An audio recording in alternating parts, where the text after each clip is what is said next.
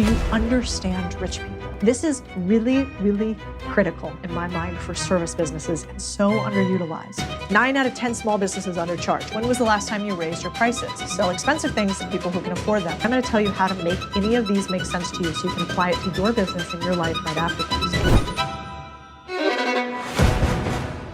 This is a Big Deal podcast, and I'm Codie Sanchez. Welcome back. Today, we're talking to you builders about how to make more money. I call this the sell things to rich people, they pay more. And I know that's true and it's cute, but is it so easy? Having sold clients who are both not so rich and rich, there is a truth to this meme, which I want to read to you. You can see it here. It says, $500 client. I just feel as though with this investment I'm about to make in you, that you should understand how our lives are about to change. And I need results and you need to bring them, and I'm entrusting you with our livelihood and lives. $50,000 client? Money sent, thanks. Anybody who's been in business kind of chuckles at this, except it's true. Now, here's why I understand the $500 client.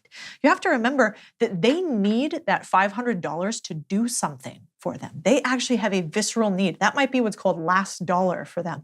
They need the return on that dollar to be so significant that they hold you to a level that is actually irrational. And so you don't want to just sell things to rich people because you're greedy. You want to sell things to rich people maybe even because you're not the best to begin with. In order to sell things to people who don't have a lot of money, you have to sell a huge amount of volume to be able to live. Volume is hard to get when you're not a very good operator. So rich people want you to sell them something. Remember that and use it to your advantage. There are two worlds of entrepreneurships. One world, scraps, selling cheap products to price-sensitive customers who churn the moment they find a discount. In the second world, sell fewer, better things for more money. That volume game can work. It's built some of the biggest business empires out there, Walmart, Amazon, McDonald's.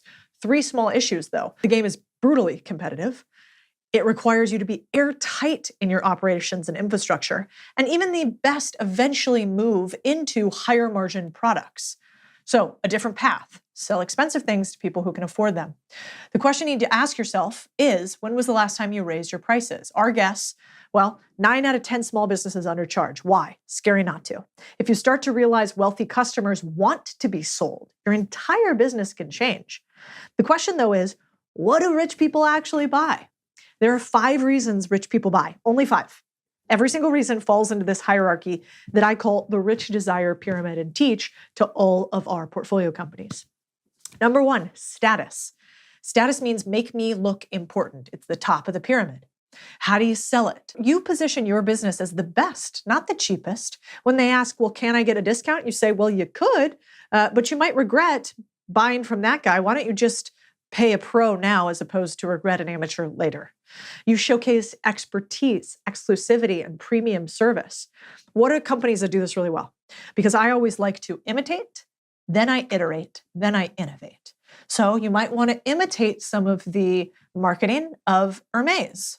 Limited run purses that are mostly handmade, although I hear there's some confusion about that by China right now, but let's stick with the plot, which is one person makes each item from start to finish. It's special and it's a signal.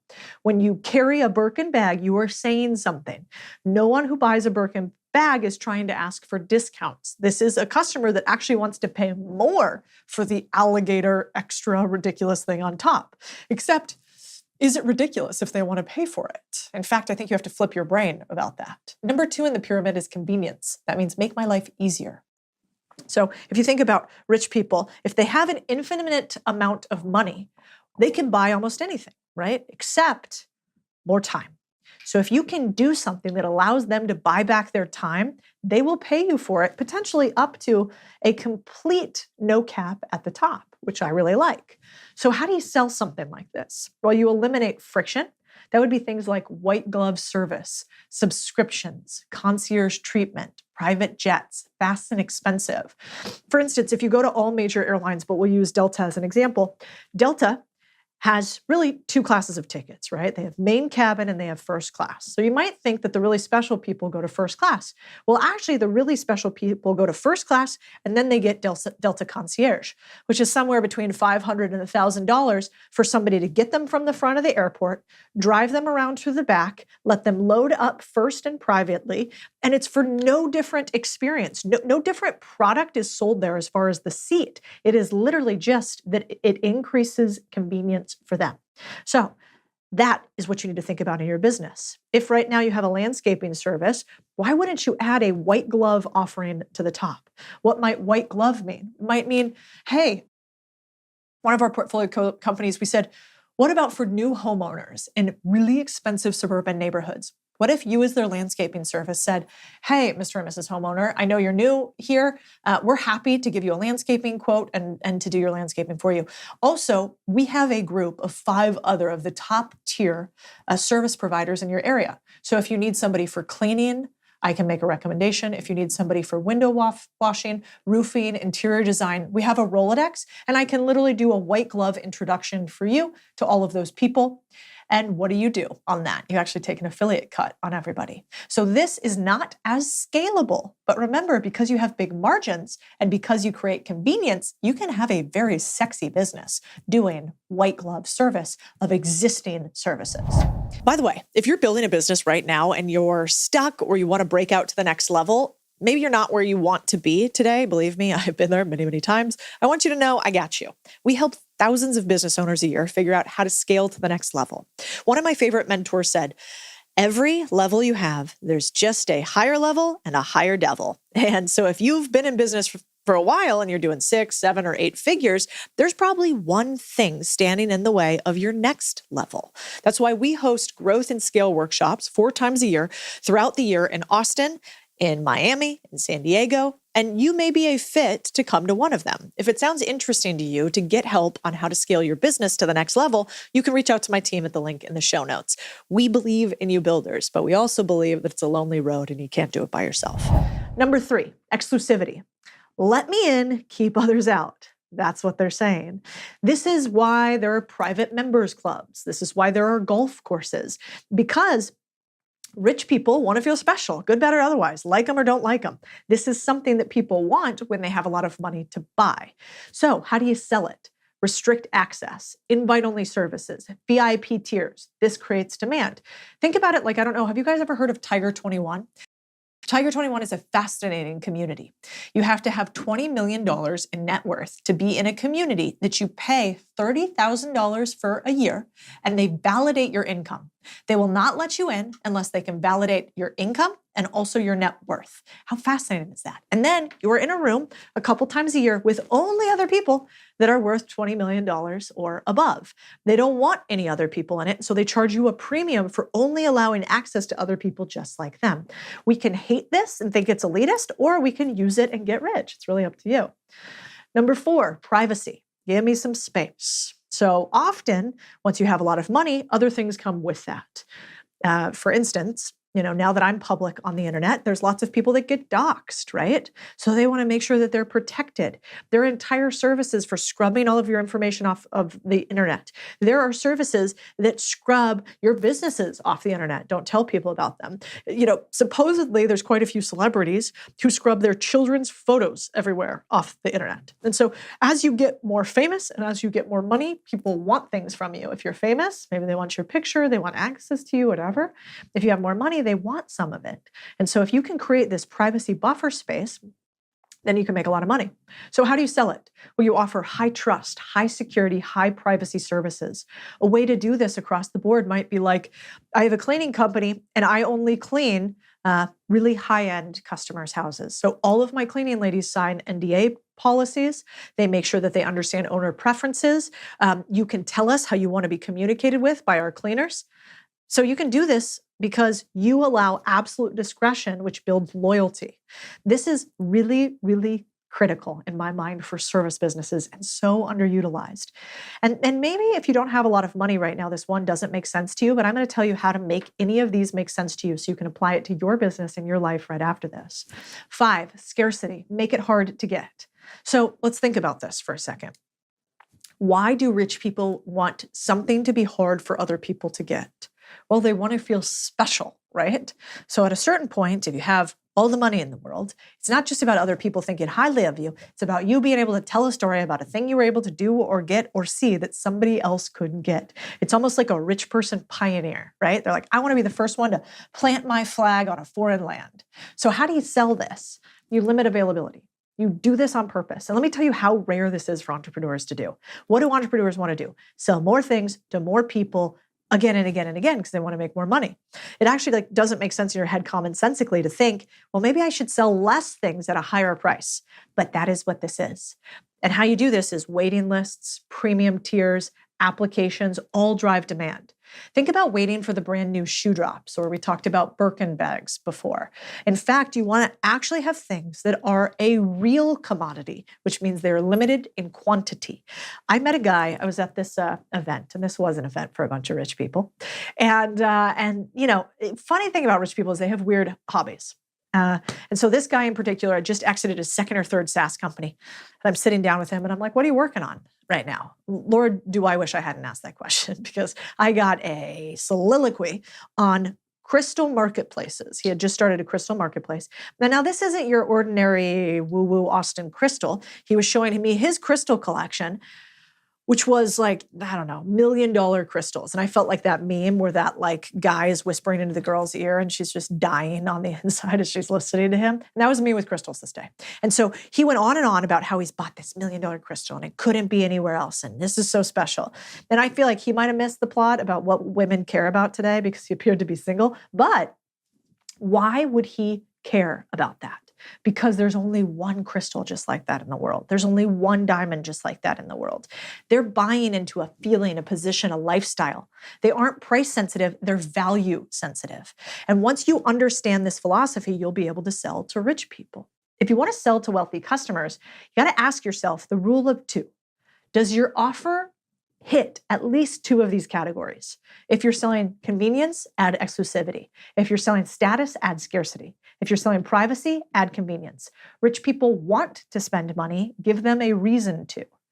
Here's the difference between the two. Selling cheap means you're going to have price-sensitive, high churn. You're going to have harder to scale volume game. You're going to have competitors everywhere. Selling rich means they'll pay a premium for the right product, no price shopping if they trust you, and will keep spending if you deliver. The difference between the two is really one singular idea. Do you understand rich people? And if right now you're like, oh, this sounds great, Cody, but I've never even met a person who could buy a Birkin bag or wouldn't think a $30, $50, or a $200,000 purse is criminal, then I need you to do something. You see, what changes is when we are around other people who have money, it opens up our eyes to what is possible. And so what I'd like you to do is I would like you to go to somewhere that rich people are. If you're in LA, go to Beverly Hills. I just want you to walk around. You don't have to buy anything. You don't have to do anything. Go to a luxury shopping mall. See how they engage with their customers there. Try to engage with the people who are there and see how they treat you versus other customers. What can you do to change the way that they treat you? If you dress a certain way, will they treat you differently? Go and sit in the lobby of the most expensive hotel you can find. Ritz-Carlton, Four Seasons. Dress how you think is appropriate. You can bring your own food and drink if you want to, be sneaky about that. But I want you to watch the people coming in and out of the lobby. How do they engage? If you get a chance, sit and chat with them. One of my friends, Jesse Eitzler, when he had no money before he married Sarah Blakely and they became billionaires and he started NetJets and a bunch of big companies, he used to go to the Beverly Hills Hotel in California. And he had no money then, but he would spend the little money that he had buying the cheapest item on the lunch menu in order to sit at lunch in Hollywood and meet as many people as he could. And every single day he would have a goal of engaging with one or two people there. And then he would see, how do these people engage in life? How do they think about things? How do they build? How do they get opportunities? And he credits those conversations with some of his path to becoming a billionaire. So get around rich people, sell to rich people, you will make more money. See you next week. I believe you are capable of building big, beautiful companies. Hey, I have something special for you for being such a loyal listener because you're here with me all the time. I get asked by a bunch of you, how do I tell if I should buy a business or not? Should you buy a business or not? What price should you buy a business at? How do you structure your deal? I got you, fam. So I'm going to gift you our deal calculator. Every time I look at a deal, I grab the numbers, plug it in here, and see how much money I could make or lose if I did a good or bad deal. So this is my gift to you. And if you're serious about buying a business, we want to help you. You can talk to my team about if you're a fit for our business buying community or curriculum. No matter what, here's your free gift. And if you need a hand to hold, I got you too. Hey crew, this is so cool. The podcast is growing like crazy, and it's only actually because of one thing, you. I don't know if you know this, but the only way the Big Deal Pod grows is when you share it with somebody else. We don't do ads, we don't do pay for play, we don't go on other people's podcasts and talk about it. So if you think there was something helpful here, if we made you money, we made you think about your business or life differently, the most beautiful thing you can do for me is share it. And the most beautiful thing you can do for someone that you care about is to share it with them, help them grow alongside you. So please share the pod. That's how we grow. And also tag me on anything you share. I love resharing other builders across Instagram, Twitter, and all other platforms. Thank you from the bottom of my heart. You're super important to me. If you want to be balanced, then you're going to get balanced results. That's just the truth. And I think that work-life balance is kind of a scam. That's fascinating. So what do you do? When you are obsessed, when you are all in, your brain starts to filter your reality for more opportunities to get it done. You need that in order to get what you want. Today's guest is one of the most followed neuroscientists in the entire world, Emily Bigdeal. She's going to help you use neuroscience to rewire your brain to win, destroy the negative loops you get stuck in, and the things that sabotage you. There's a really cool study. They would put this one group of kittens in an environment with only horizontal black and white stripes, and they put different kittens with only vertical black and white stripes. And then at the end of that, they put them into a normal environment with everyday objects. They would bump into them. They didn't perceive them the same way that a kitten that was raised to see vertical stripes did. Our brain constructs our entire experience of reality. Just like the table legs, a lot of the things that we want are actually right in front of our faces, but we can't experience them if our brain isn't wired for them. If people use AI frequently now, are we seeing anything in brain science about that having a negative effect? It trains dependence, not intelligence. A practice that I have in my life that is extremely helpful is, let's talk about attractiveness. You have this one video that I thought was so interesting. And it was about that actually discipline can make you more attractive, and the science has data to back that up. There are studies that straight up show that traits like self-control and reliability and the ability to follow through on your word, those are all traits that are seen as more attractive by the opposite sex, which are that's kind of obvious, right? Like, yes, when I'm looking at even a friend or a romantic partner, yeah, reliability is something that I value in someone. When we think about discipline, we think about forcing things and forcing yourself to do things. For me, I've never thought of discipline that way. I remember when I was in my PhD and my friend, we were at the grocery store and she has a mad sweet tooth. And she'd be like, I just don't get how you're so disciplined when it comes to your nutrition. And for me, it's never been about controlling myself. It's about looking out for future Emily. Like, what would future Emily appreciate me do right now? Because nutrition plays a huge role in how I feel. Biologically, discipline is nervous system regulation. How would you feel in a room full of people that don't follow through on their word, are not trustworthy, you cannot rely on them? Your head is going to be on a swivel because you don't really feel safe in that environment, versus if you were in a room full of people that have your back, you can trust and rely on, you're going to feel a lot more comfortable. And it's the same with your brain. If you're not following through on your own word, if you're not doing the things that you said that you were going to do, if you tell yourself you're going to wake up tomorrow morning and go to the gym and you don't do it, now your brain is on a swivel with you. It's not trusting you, and you then don't have that self-trust. People can actually feel that. Like, other people can feel the state of your nervous system.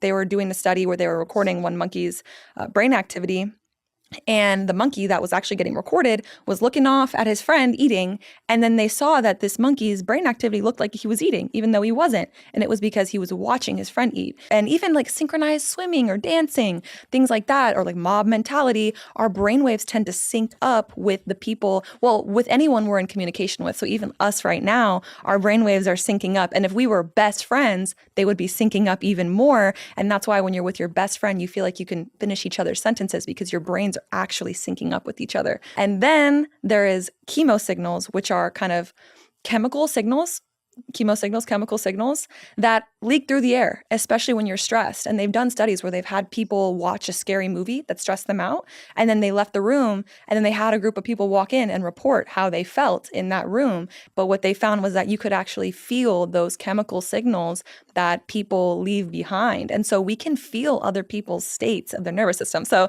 that's kind of the longer explanation for another reason why lack of discipline is unattractive, because you can kind of feel that lack of self-trust, that dysregulation. They don't feel like that. And it's the opposite is also true. You can feel when someone's very confident and very certain in themselves, and you walk in and you just know you can trust them. You can feel that too. And so that is why lack of discipline is unattractive. So fast. There's so much to unpack there. But one of them that I've definitely felt, we moved into this office not too long ago. And we're looking for a new office. This isn't big enough anymore. And so I've been touring a bunch. And the weirdest thing, I went to this office. It was beautiful. I mean, like everything I wanted in an office, perfect for us. But the second I walked in it, I was like, oh, I feel weird about this place. Nobody was really in there because usually they clear you out before I bring in a team and sort of measure it and do whatever. And what I asked the real estate agent, I'm like, what's the deal with this one? And they're like, the startup's going under. And I was like, I can feel it. Mm-hmm. I can actually feel it. And, a lot of people on the internet, and we live in Austin, so people in Austin would be like, well, that's because you're super empathetic or you've got crazy powers. And it's like, no. It's actually chemicals, probably stress, anxiety, a little sadness, a little fear. It bled out and I could feel it in that office. Why is it so important that you choose the people that you spend the most amount of time with? Can you talk about brainwave synchronization? We have neurons in our brain, right?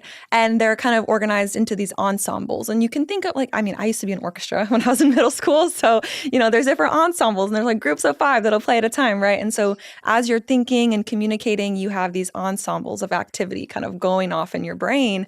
And what it looks like is waves. So as their neuron groups are firing and there's different patterns firing, you kind of just start to record, and it looks like brain waves, right? It looks like waves. And so when you kind of record 2 people in communication with each other, you start to see these brain waves sync up. This has so many implications for your life and when people that you surround yourself with.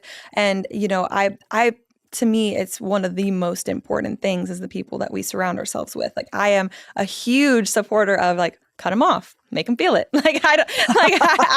I'm very swift with the scissors. I've always said that. And I've also say you don't have to cut people off. You can love them from afar. Because I have a lot of people come to me and they're like, but I can't. And, you can love people from afar. And if they're not serving you, if the relationship isn't serving you, it's really important because you can block your blessings, block opportunities, block the job or the relationship. And I think a relationship is the simplest example, because if you're in a relationship with someone that's not serving your best self or your best reality that you want to live, then you're not going to be able to get into a relationship with someone even better. And if you did, then you'd be cheating, right? And so it's kind of like the simplest example. But this happens with the content that we consume too, not just people in our, physical reality, but people in our virtual reality as well. And, you can feel this when you're scrolling on social media and how you feel afterward, which is why it's really important to not just curate your friend groups, but also curate your feed. That's such a good point. I mean, in the age of AI, I'm kind of obsessed with that. That's why I'm so excited you're here today, because I feel like we have to become sort of superhuman in order to combat this, technological superhuman that is coming into our existence. And one of the only ways to change your brain is first to have awareness on it, right? And so that awareness that you have, that you talk about, where if I know, for instance, when I'm on X, I find it stimulating. It's more sophisticated in some ways, lots of interesting things happening. But immediately when I get off there, I feel terrible. Whereas I've curated my Instagram, I'm a little happy little clam on there. I got I got some animals on there. I've got business advice. I'm great. And so it's really interesting. And I think I didn't realize how much taking in that negativity from places like an X actually even affects me. And I'm a little bit older and maybe, I'm not on social that much. So I was wondering, you've had shown some science previously about complaining and if complaining actually hurts your brain. Yeah. So complaining first thing I want to say also kind of from the social media point that you were saying is that there is also something called automatic goal contagion where we subconsciously pick up on the goals or the focus of others without even realizing it. So is that like a subset of mimetic desire, but this is the neuroscience behind it? Yeah, sort of. And then that's kind of where that feeling of like unfulfillment comes from, where we just don't feel fulfilled because we're chasing someone else's dreams, someone else's desires, and they're not aligned with our own values. And then we might not achieve it. And even if we do, then we're not feeling the fulfillment that we thought we would feel because it wasn't our goal to begin with. Yeah, so that's another thing. But back to the complaining piece, yes. So neuroscience shows that complaining, judging, criticizing, it can actually change your brain. And for multiple reasons. I mean, the first is that it leads to stress, right? When you're complaining, you're also activating neuroplasticity. So you're training negative thought patterns, and you are training your brain to look for more things to complain about. So you're kind of also entering into this cycle where you're just going to continue to look for more things to complain about and feel even worse. And then your brain's going to filter for your reality for more things. But then there's also the other component where this kind of stress where you're always negative thoughts in general, not just complaining, judging, criticizing, but negative thoughts in general, they lead to this stress that actually can shrink your prefrontal cortex. And then the prefrontal cortex is kind of the boss of your brain. It's what makes us human. Also, research shows that there's no form of venting or complaining that is positive unless you reevaluate and kind of tell a new story at the end, like you reappraise the situation at the end of the venting session. So there's no amount of people are like, oh, but I just need to get it out. Sure, okay, but when you're done getting it out, you have to tell a new story. You have to kind of reappraise the situation. If you just complain and then leave it at the complaint, you're actually only training your brain to look for more things to complain about. That's fascinating. So what do you do? What does that look like? If I'm like, listen, Kyle, real nightmare at work. Terrible at his job, filming us, barely going to make it every time, blah, blah, blah. And then what? And then I go, but he's got great dad jokes. So you could do it that way. Or you could be like, okay, if that's the truth, then what are you going to do about it? So it could be action-based? Right. It doesn't have to just be a Pollyanna sandwich. It doesn't have to be like, oh, I'm just going to think positive and tell a new story. It can be, okay, then what are you going to do to change it? Interesting. So every time you complain, do you catch yourself and then say, all right, but what are we going to do about it? Yeah, I think one question that I like to ask myself is, am I reinforcing my current reality or creating a new one? Because we're always doing one or the other. And when you think of it from the neuroscience standpoint, right, like with every thought, with every action, with every behavior, we are either activating the same old pathways we've always activated in our brain, or we're activating new pathways in our brains. And when we activate new pathways, now we're changing our brain, and our brain is what constructs our entire experience of reality. And yeah, I mean, there's been times when I'm standing in the kitchen and I'm either stressed or being negative or complaining. And I have a vivid memory of the first time I ever used this on myself. And I was walking to the kitchen and I was like, wait, are you you're reinforcing your current reality right now? And I was like, damn it. Okay. Like, what do I want to do? And sometimes it is just kind of changing my train of thought because there's nothing that I can really do. And a lot of times we're just thinking negatively, and not every feeling has a deep meaning. Like not every feeling has a deep meaning. Sometimes we're just tired, stressed, or hungry. Yeah. Need a walk. Yeah. Vitamin D. Yeah. Deprived. Like when you're tired, stressed, or hungry, your prefrontal cortex can't really do its job to the best of its ability. And so I think a lot of times too, because I think people are like, oh, like, are you emotional bypassing, or are you just ignoring your feelings? But I think it's important to recognize. And like a few weeks ago, I was in my car and I caught myself like kind of thinking about something. I forget what it was. I was kind of getting annoyed with someone. And then I was like, I'm hungry. Like you're just in a bad mood right now.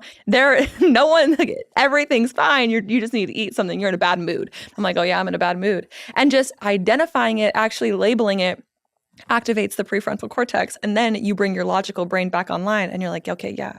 And that doesn't mean I need to change a bad mood, but it's just like you should stop thinking about important things right now because you're not in the place to be doing that. It's so good. My friend and I, a long time ago when we started hearing ourselves kind of cycle like that, we now just send each other a Snickers meme. Because it's like, remember that commercial? It's like, Yeah. grab a Snickers. And I'm like, Yeah. bitch, you need a Snickers. Yeah. And so anything you can do to have that like little moment of pattern break or pattern interrupt is so helpful. Because Yeah. your brain's also really powerful. So I give it some credit. I'm like, I don't know if I'm going to be able to fight you right now, but I think it's Snickers. I like to ask myself, like, what would the version of me who has it all do right now? Like, if I had everything I ever wanted, what would I do right now? And I think that's where I maybe am a little different from a lot of the discipline, information out there, because there's a lot of like, forget your feelings, just stick to the plan and all of that. And there are times when, yeah, you should just stick to the plan. But I think that's where asking yourself, what would the best version of me do right now? Or what would future me appreciate? Because sometimes it is just being like, all right, you're being a wimp, you're being too soft, like get up and get it done. But then there are other times when it's like, actually, you'll be able to get a lot more done tomorrow or later today if you do rest for a second or go for that workout or go for that hike, because you'll be recharging yourself and then you'll be able to do better later. You know, I was really good friends with this guy who was former CIA. And I remember he told me, I was like, how could you figure out if somebody's lying to you or not? And he said, there's a really easy recipe for this. He's like, first of all, you never get them in the beginning of the day. You always catch them towards the end of the day. You don't catch them after a coffee. You catch them with a wine. You catch them after something is hard and tiring and intense, because if they just have had a super long day and they're super beat up, it is so much easier to slip. And he's like, so if that's true for a CIA guy who's trying to find a lie, imagine how we are with big decisions at the end of the day. And so I think you're right. I think a lot of, especially for women, I think a lot of this stuff, and I do it too. I'm like, shut up, keep going. I mean, and look, being self-critical is, in my opinion, is not a bad thing at all. And I remember, in the past, I've been on the phone with my manager and I'm like, this, that. And he's like, the greatest performer, like the greatest, like achievers, the highest achievers, like most successful people, like they are the most critical of themselves. And he's like, that's just what they are. I'm like, yeah.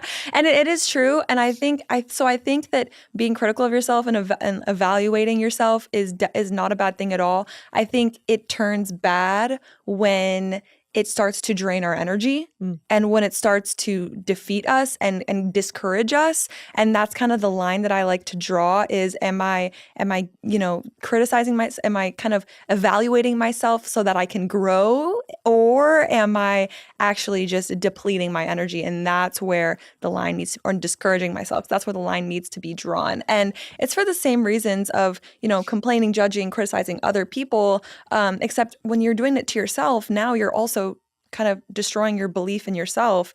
And science shows just again and again that belief in yourself and, believing in yourself and your abilities improves your performance. It gets you closer to achieving your goals. There are so many studies that show that. There are studies that show that it's even more important than talent or intelligence. And so your self-talk is so, so, so important. And I mean, you flip it in the opposite direction. It's also a performance enhancer. Like something that I've done kind of subconsciously, not even thinking about the neuroscience of it, is, ever since even when I was in grad school in my PhD, I'd be, grinding all day long at the desk, just working. And the only time I would let myself get up is either to refill my water or go to the bathroom. And so I was very motivated to drink a lot of water. And every time I would get up to go to the bathroom or to get water, I would be like, you're doing such a great job. And I'm so proud of you. Like, you got this. Like, you're killing it.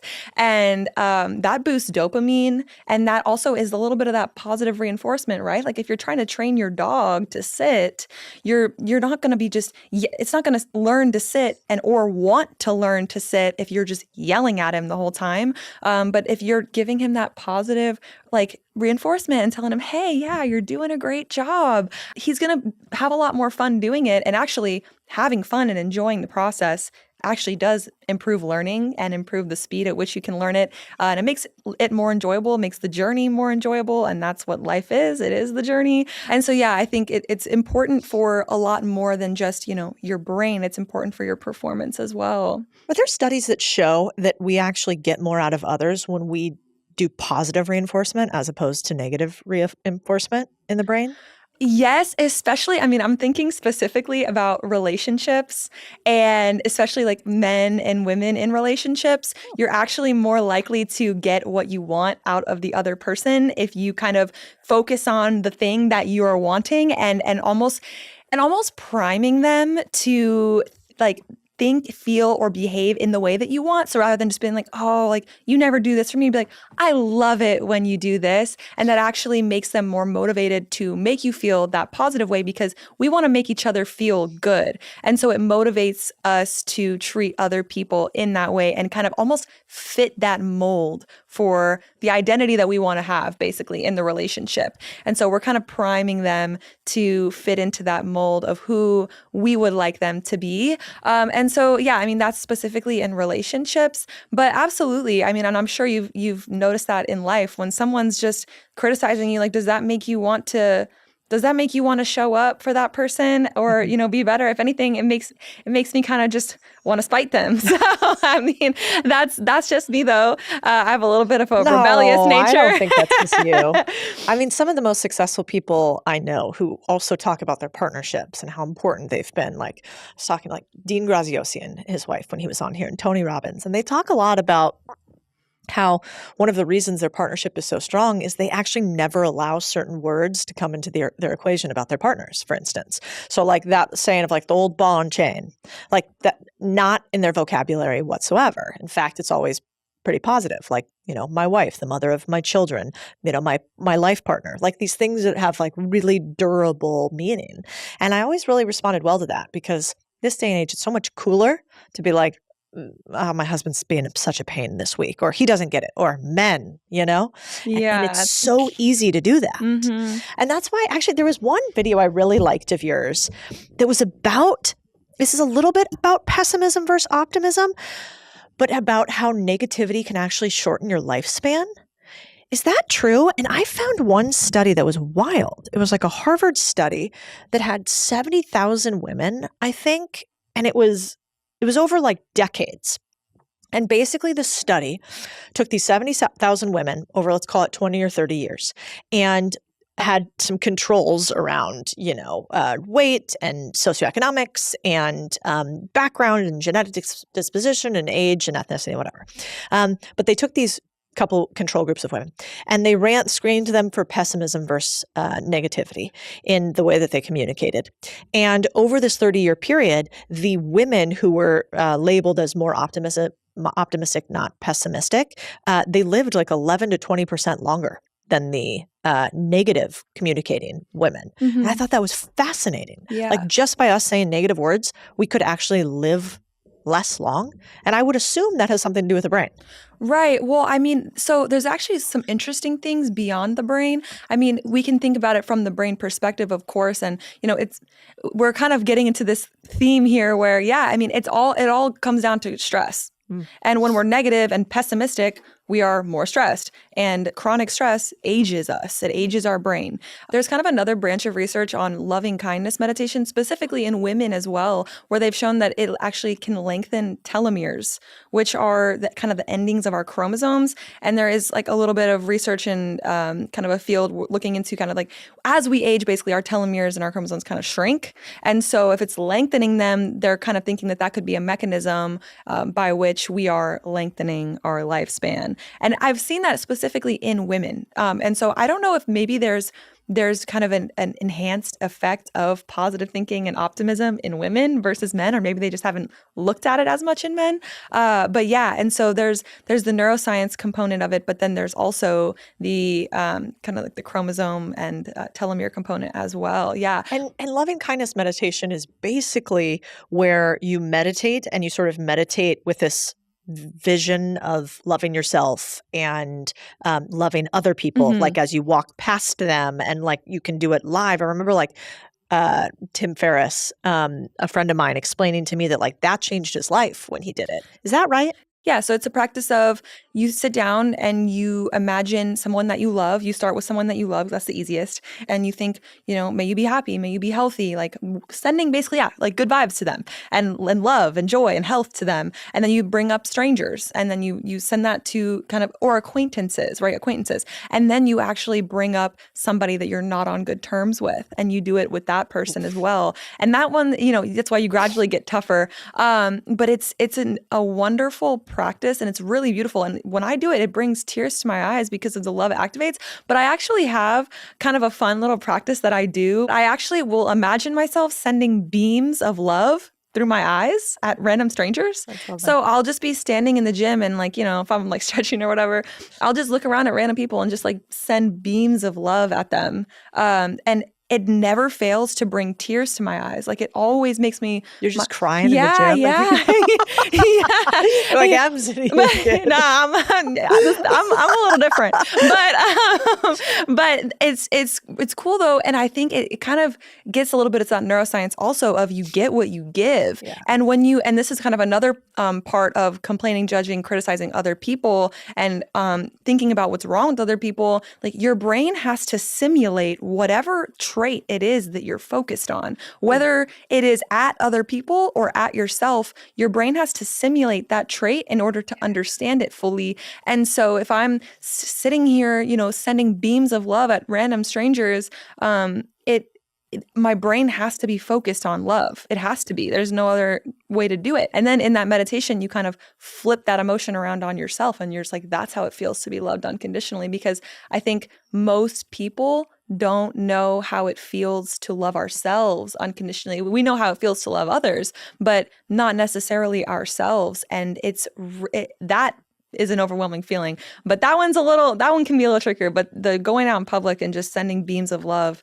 at strangers through your eyes, that one's a really good one. And if you're ever sad, or just go out there and do it. And also, you'll be raising your own energy. You'll feel really good. You'll feel more positive. And I've had just great things happen also in my life whenever I do that. Like I'll be walking down the street, waving, smiling at random strangers. And then, I'm like, oh, wow, it feels so good to like send love and joy to other people. And then I'll like open my email. I'm like, oh, new deal, come through, like that. So it's like when you raise your energy and you focus on the good, it's like more good starts to come.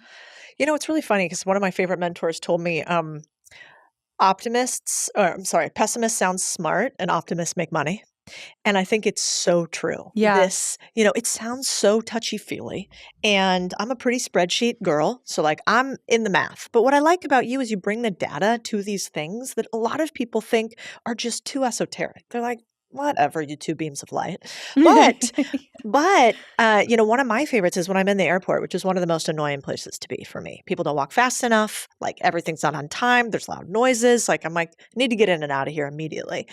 And so it annoys me. But one of my little plays, like if you're ever somewhere where you're really annoyed and stressed, I just picture one thing on every person that's walking past. And I'm like, that is so cool. Like your earrings. I'm like, whoa, look how cool those are. I wonder if they hurt. They're really beautiful, and every single human. And so it's actually really crazy. I haven't yet found one human that I'm like, the whole package, there's nothing good there. And so my husband and I will be at the airport and he'll be like, I am so annoyed. And I'll be like, I noticed she has an incredible purple hair splash, and it's like, she's like, what is wrong with you? So I love that.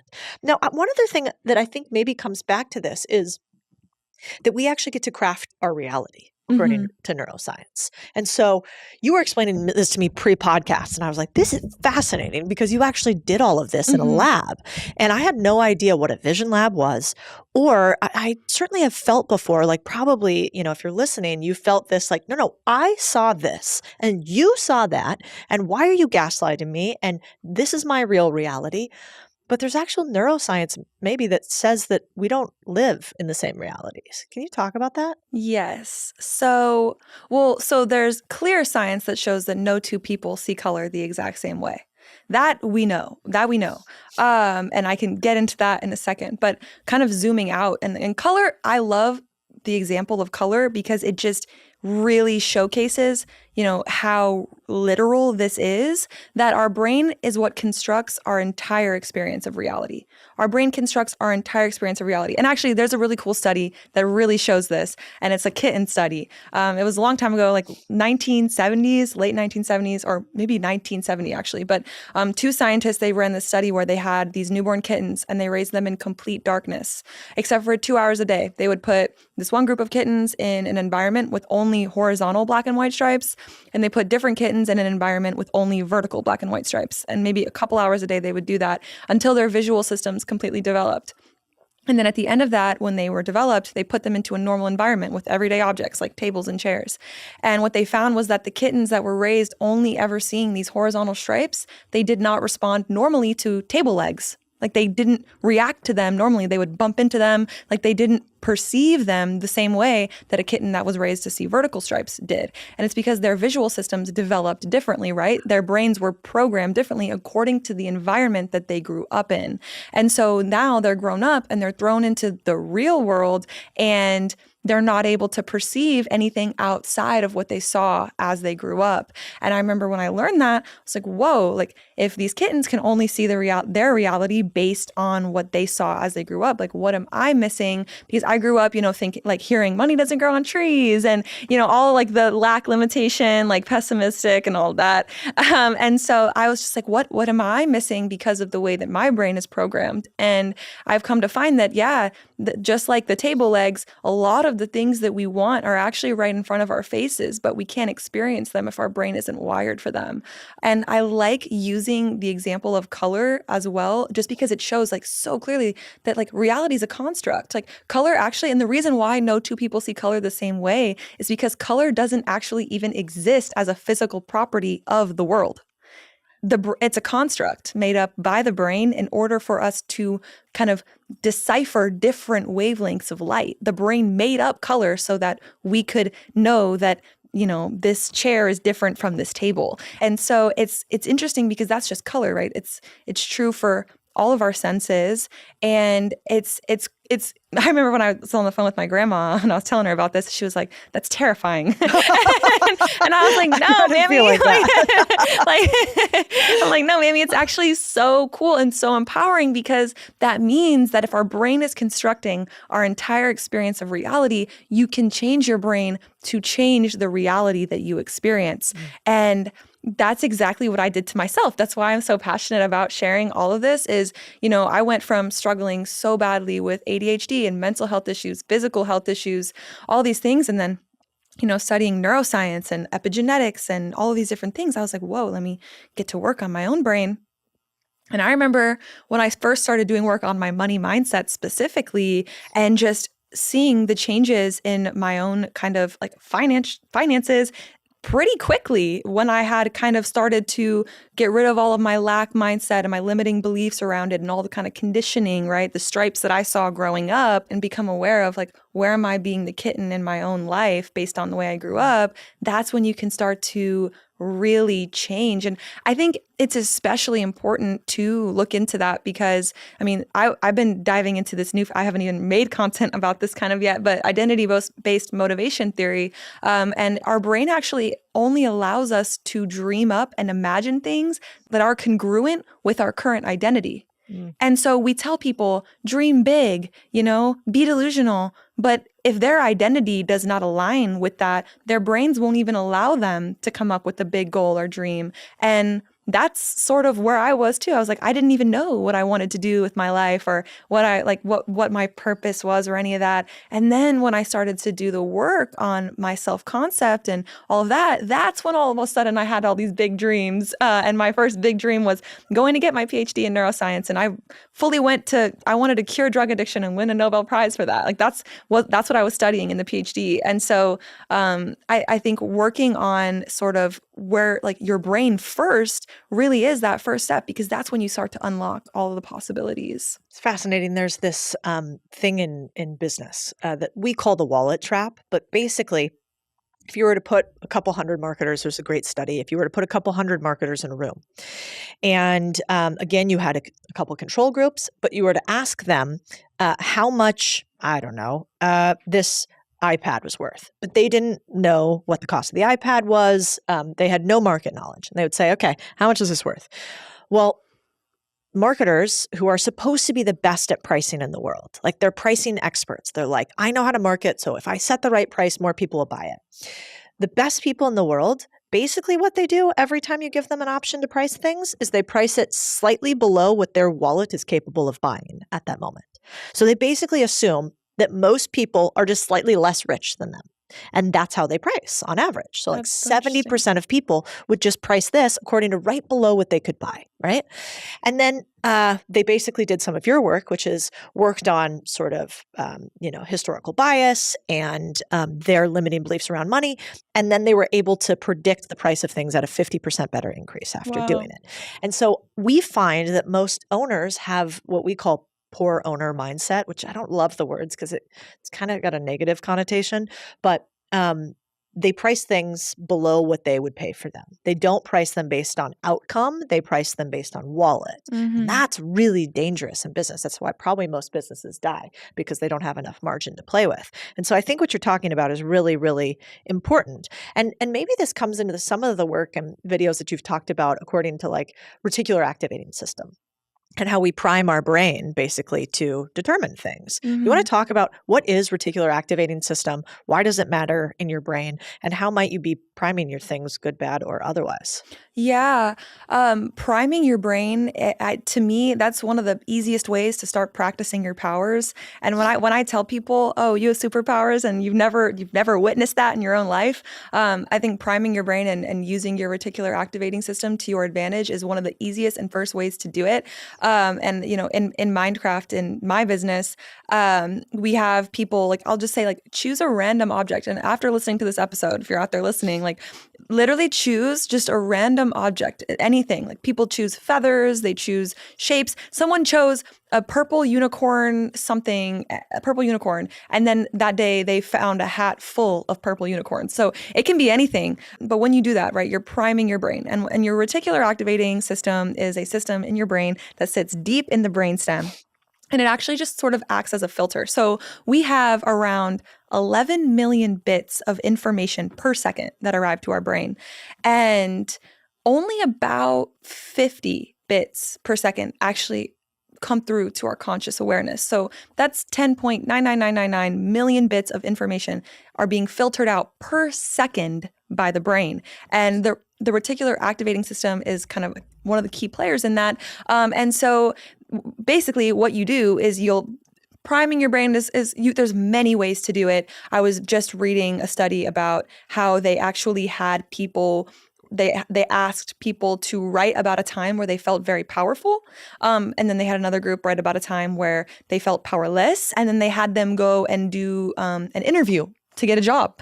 And these people that were interviewing them had no idea that even of the conditions of the study about power, powerless, any of that. And they ranked the people that did the kind of where they wrote about a time they felt powerful. Those people performed far better than the people who wrote about a time where they felt powerless. And because you can speculate that these people, their brains were primed for power.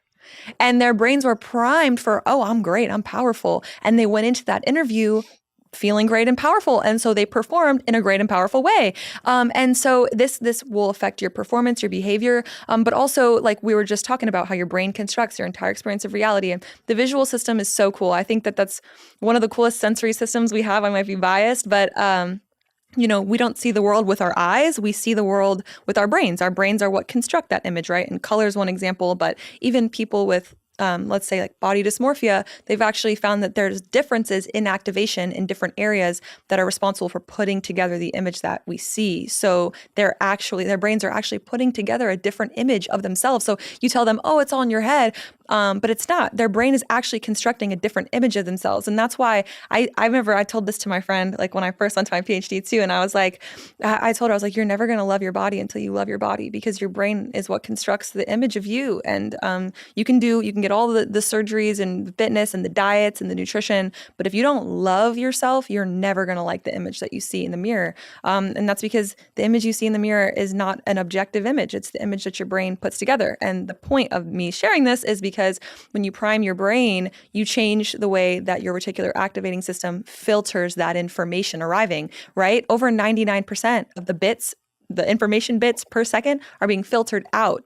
And when you prime your brain for like that in that study, power, now your brain is going to be filtering everything that comes through for power. And it's like, oh, I look in the mirror and I'm seeing myself as more powerful. You will literally see yourself differently in the mirror. You will feel differently. And even like if your interviewer, like you talking to me, all of a sudden now I'm going to be like, she thinks I'm more powerful, and I'm going to be hearing you differently. And so you start to experience reality differently, the way that you feel, the way that you behave, the way that other people are coming across to you. And then that changes your entire experience. But then it also changes what you see. And I think I was talking to my brother about this yesterday, but it's like, there's like this red car kind of example where if you're walking down a street and I ask you, how many red cars did you see in the past 5 minutes? You would not be able to tell me, probably. Definitely not. You would not be able no to tell, chance. because you're in your head and you're thinking about something else. But if I told you, okay, now walk down the street and tell me how many red cars you see, you'd be able to tell me exactly how many red cars you see, because your brain was filtering your reality for them. And so that's kind of the power of priming. You prime your brain, and now you're going to notice those things in your reality. So good. So let's play this out. Let's say you're listening right now and you don't love your body. You know, I've been there. I'm getting older. I notice that today. I went to the gym. I usually go pretty early, but I went and ended at 8. And 8 o'clock is like this boxing class. And fucking those chicks are hot.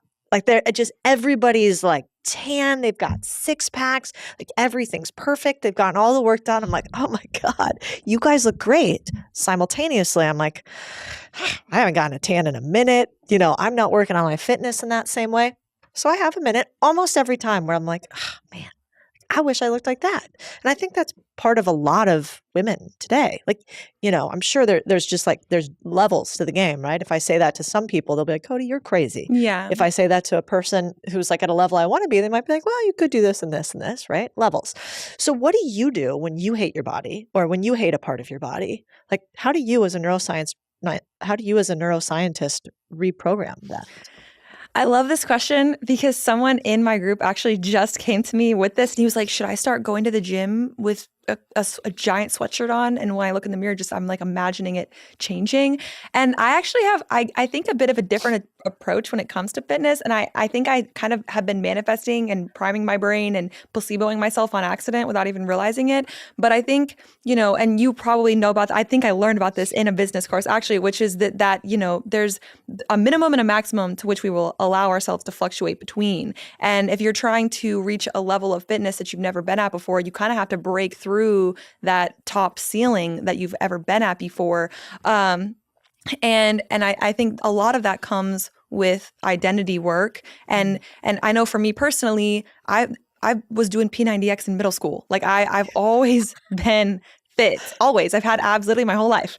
And it's just who I am, right? And as I say that, I'm like, yeah, exactly. That's who you are. And your brain works 100% of the time to keep you consistent with who you are. The first step is, you know, shifting your identity to, I'm the type of person that I'm like those girls. Like you said, you want to be like those girls, and you're like that then. Like that's the type of person that I am. And you just start identifying as that type of person. And now what kind of things do those girls do? They go to that boxing class. And so now it's asking yourself, like, what are the kind of activities and habits that women like that do? And it's that they're going to that boxing class. They're probably pretty serious about their nutrition too. They probably get their full 100 or whatever ounces of water a day. They're probably doing a lot of things, and that's just who they are. But when you start to identify as that version, then it's very simple to ask yourself, okay, how do women like that move? And then you just start moving like that. And then, you know, you'll fluctuate as everyone does. And it's all about just giving yourself grace and bringing yourself back as frequently as possible. But then I think placebo effect is a real effect. Your brain triggers biological changes in your body. I think we've been talking about that with negative self-talk and criticism and hate and judgment. You know, that triggers cortisol and all of that in your body, and that ages you. But you can do the opposite, where you look in the mirror. And I literally, we were snowed in Dallas this past weekend, and we went on like a family gym trip, and we all walked out, and we were in the car, and I was like, guys, we all just paid our hot tax. We're all skinny right now. And I'm in the car, I'm like, congratulations, everybody, you're skinny. And that's just the way that I think. Like I'm a very, like, I guess, just dramatically positive person, at least most of the time.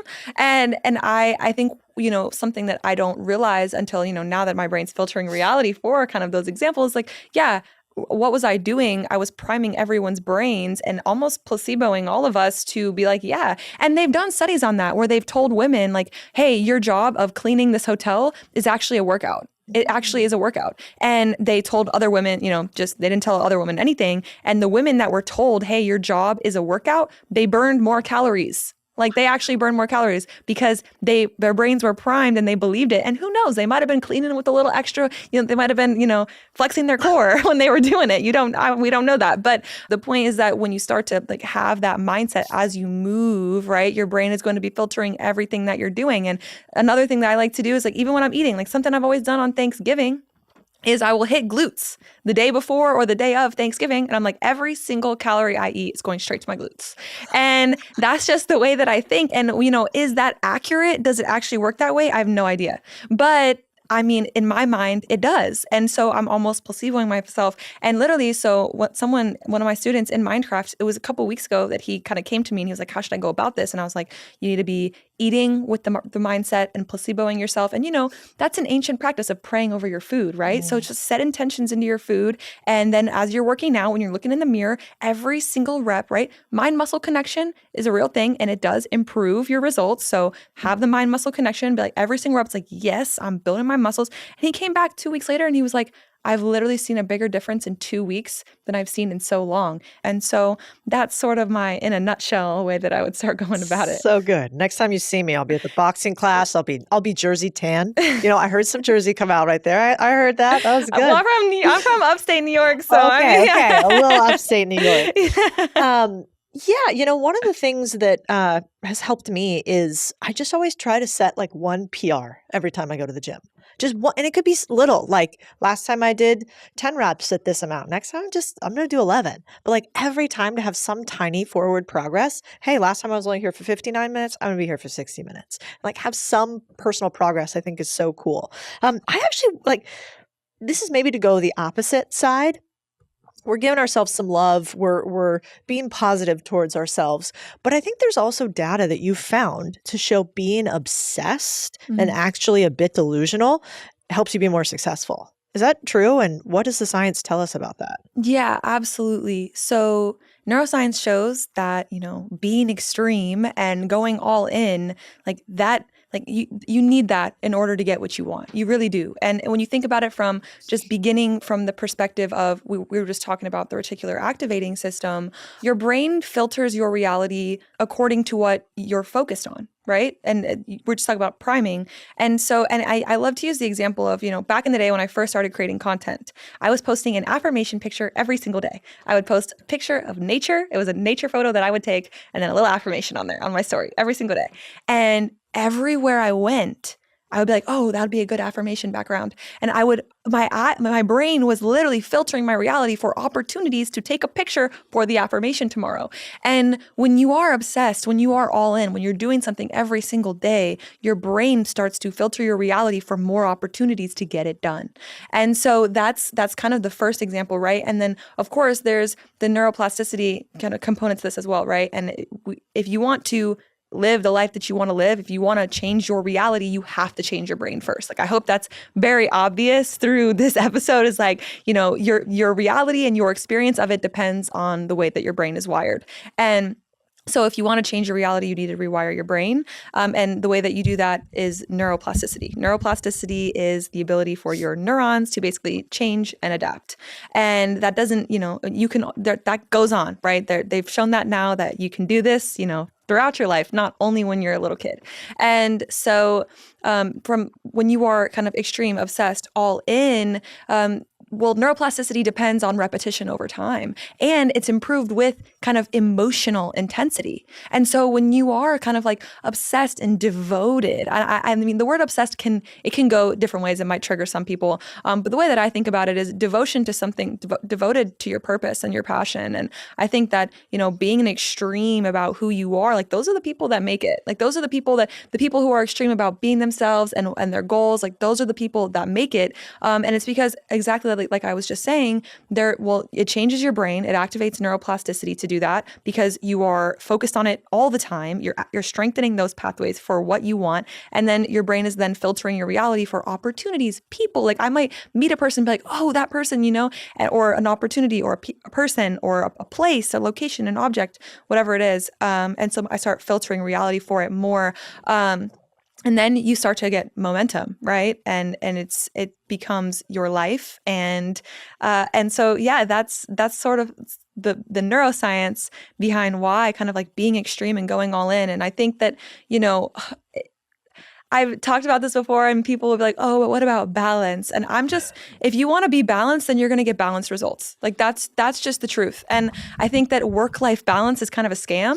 I think the balance actually happens between the waves of life. And, I would not be sitting here where I am today if when I was in my PhD, I was getting up at 6 a.m., I was working out, or even earlier, and I was working out, and then I was going to the research lab, doing research in the lab, and then I would go and to my own courses, and then I would go TA undergraduate courses, then I'd get home, do my homework, then grade undergrads exams, and then read research papers for my research, and then I would create content on the side because I was living like Hannah Montana at the time, and I was also a content creator by night. So there was no balance about that. Like how often did I see my friends? How often was I? And I was not burnt out.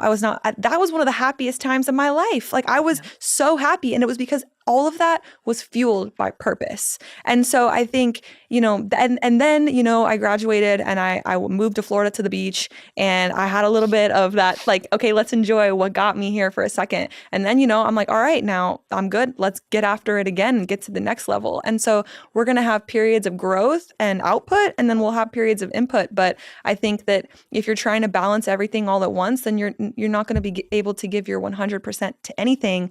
And I personally am going through that, like currently with writing my book. It's like you have to let some of the balls drop on the floor in order to give your 100% to anything. And I think that hearing that almost makes you be like, it's like a relief. Like, okay, like I don't have to, like you're talking about fitness. Like if I'm focused on like the fitness is taking a back seat, like we don't have to be balanced with everything right now. Like there can be things that I'm going to let drop on the floor for a little bit while I'm in the pursuit of something purposeful and meaningful to me. Yeah. Yeah. It's like, are you burnt out, or are you just spending too much time on things you don't really like to do with no reason why you're doing them? And I think half the time, people just don't have a why big enough. And if their why was bigger, they would actually be able to do the thing that they needed to do that was right in front of them. So I totally agree. It's kind of funny too. We teach people about buying businesses a lot. And I actually use in one of my slide decks the reticular activating system, because one of my favorite mentors, he said to me like this incredible line. He's like, imagine you're walking on a path and the path is littered with rocks. And he shows me a picture of a rock. It's a very ordinary looking rock. And I go, yeah, that's a rock. He goes, did you pick this rock up on your walk? I go, I don't know, probably not. Seems heavy. And he goes, well, if you were to crack this rock open, there's all these indicators on this rock that inside of this rock is a diamond. And so when they crack it open, they show that there's a diamond in the rock. And he goes, the problem with you is your opportunity will always be limited by your ability to recognize it. And so if you can't recognize opportunity around you, you'll never even realize it was there. And that's what it's like when you're looking for a deal. If you're trying to find a business, if you're trying to buy something, it isn't going to like come up and slam you in the face, and you don't even know what it looks like yet. So how can you find it when you don't know what it looks like? I think a lot of reticular activating system that's interesting is life, the things in life that are going to make you successful. They're not a Toyota red car, which we already know what it looks like. You have to have the reps to realize what is activating and then go after it. Yep. Just like the first time you saw a lion in the savannah, you really maybe didn't have the word for a lion. You had to kind of explain this thing's going to murder you.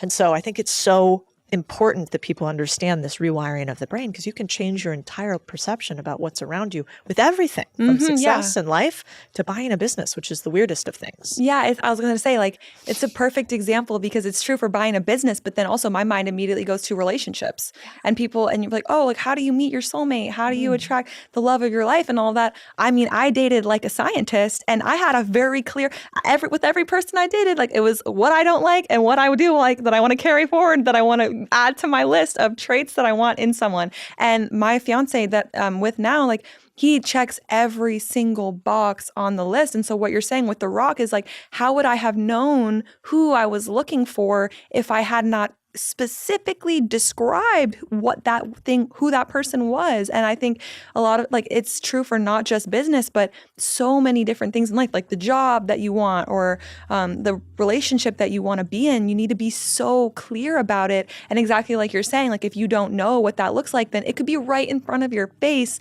and you won't even realize it. That's why it's so important, especially in this age where AI and everything is trying to distract us every 7 seconds. We're in a distraction machine nonstop. basically. And so if you can't take your brain back from this reality around us, I think you're going to be in a world of hurt. So I think it's so important, the work that you're doing. I know a lot of people are like, oh, she's a beautiful girl on the internet talking about mindset. It's like, no, it's way deeper than that. Like if we can get people to actually take control of their brain and recognize it, then we can take our power back from a series of machines that are incredibly adept at stealing it from us. So I'm glad you're doing the things that you're doing. And I wanted to hit on like two other really specific things, which is in this world with all this information, you're a scientist. You just said you date like a scientist, but there are so many studies. There's like a study for every side of everything. Yeah. Are there tricks that you use to try to determine like, this is real information, this is fake information, this is a good study, this is a bad study? I will say, when I was in my PhD, we had a whole class where it was literally just different person would present a different study every single week, and we would just tear it apart. So every study has flaws. And I've been the person doing them. So, and I know personally that they're done by humans, and humans are by definition imperfect. And so every study is going to have its flaws, which I think is why it's important. I think even more important than looking at one study versus another is looking at many over the same topic. And so for me, when I am wanting to dive into, a topic, I read many studies and many articles, and if possible, a meta-analysis, which is sort of like a summarization of a ton of different studies. And I think that's the way that you can actually, and then there are journals that are, quote unquote, better than others. Like if it's published in Nature Neuroscience, then it's probably pretty good. It's probably a pretty cool study. But then also there have been studies like, there was this one study that we looked at that was in Nature Neuroscience that was a rat hide and go seek game. And so it's not so clear cut. I think sample size is extremely important. And so when you're reading a study and you want to know whether or not it's good, you can look at sample size. And if it has, few, like less than, I don't want to give a specific number, but if there are few participants, then it's more like there are outliers in every single study. So I think it's important to look at studies with giant sample sizes. Those are better.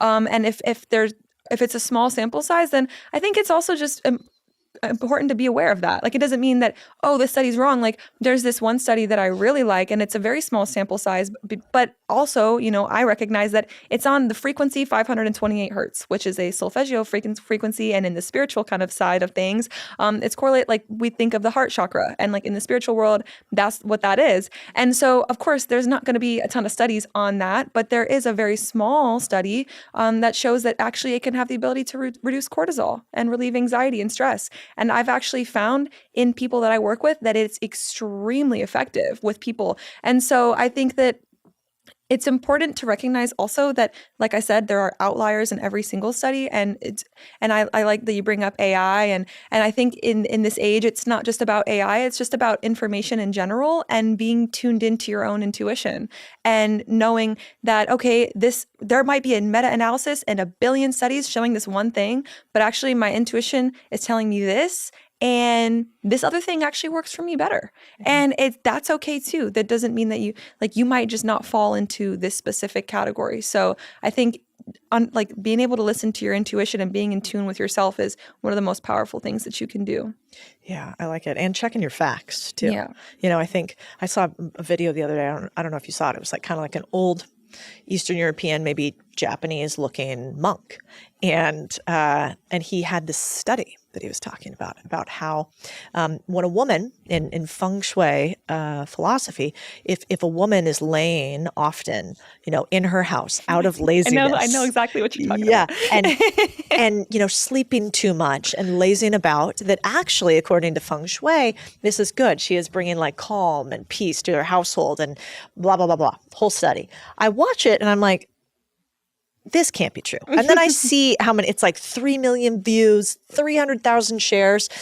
And I look at the comments and everybody's like, oh, exactly. I knew it. So it's a lot of confirmation bias. Yeah. And lo and behold, one, the study's not true. I look it up online. Of course, there's no such thing as like feng shui lays about strategy.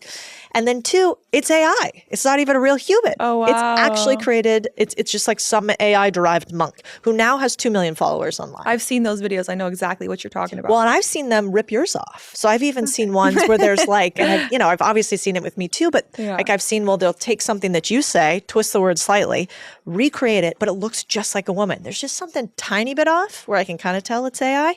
But increasingly that idea of intuition and then double checking is so important, because holy hell, they're going to be able to just, take information from everywhere and really make us question things, which is why I think it's important, like, that you've trained, you have a background in this. I don't think that's the only way we should judge people, but man, we got to have some sort of color. Yeah. And I think that's where in my content, especially, I love a good study here and there to describe something that I'm talking about. But a lot of my content, I would say most of it is really more on the scientific principles and foundations of the way that the brain works. Like, I'm not over here like, oh, this study. I do have some content like that when I'm finding out something cool, but I really like to talk more about, like, for example, the default mode network and, kind of what we know about the way that it works, and then extrapolate that to something that we go through in life. And I'm like, this is what, neuroscience explains about the brain, and then this is how we can use it, rather than just being like, oh, this study shows this, so this is the way that it is.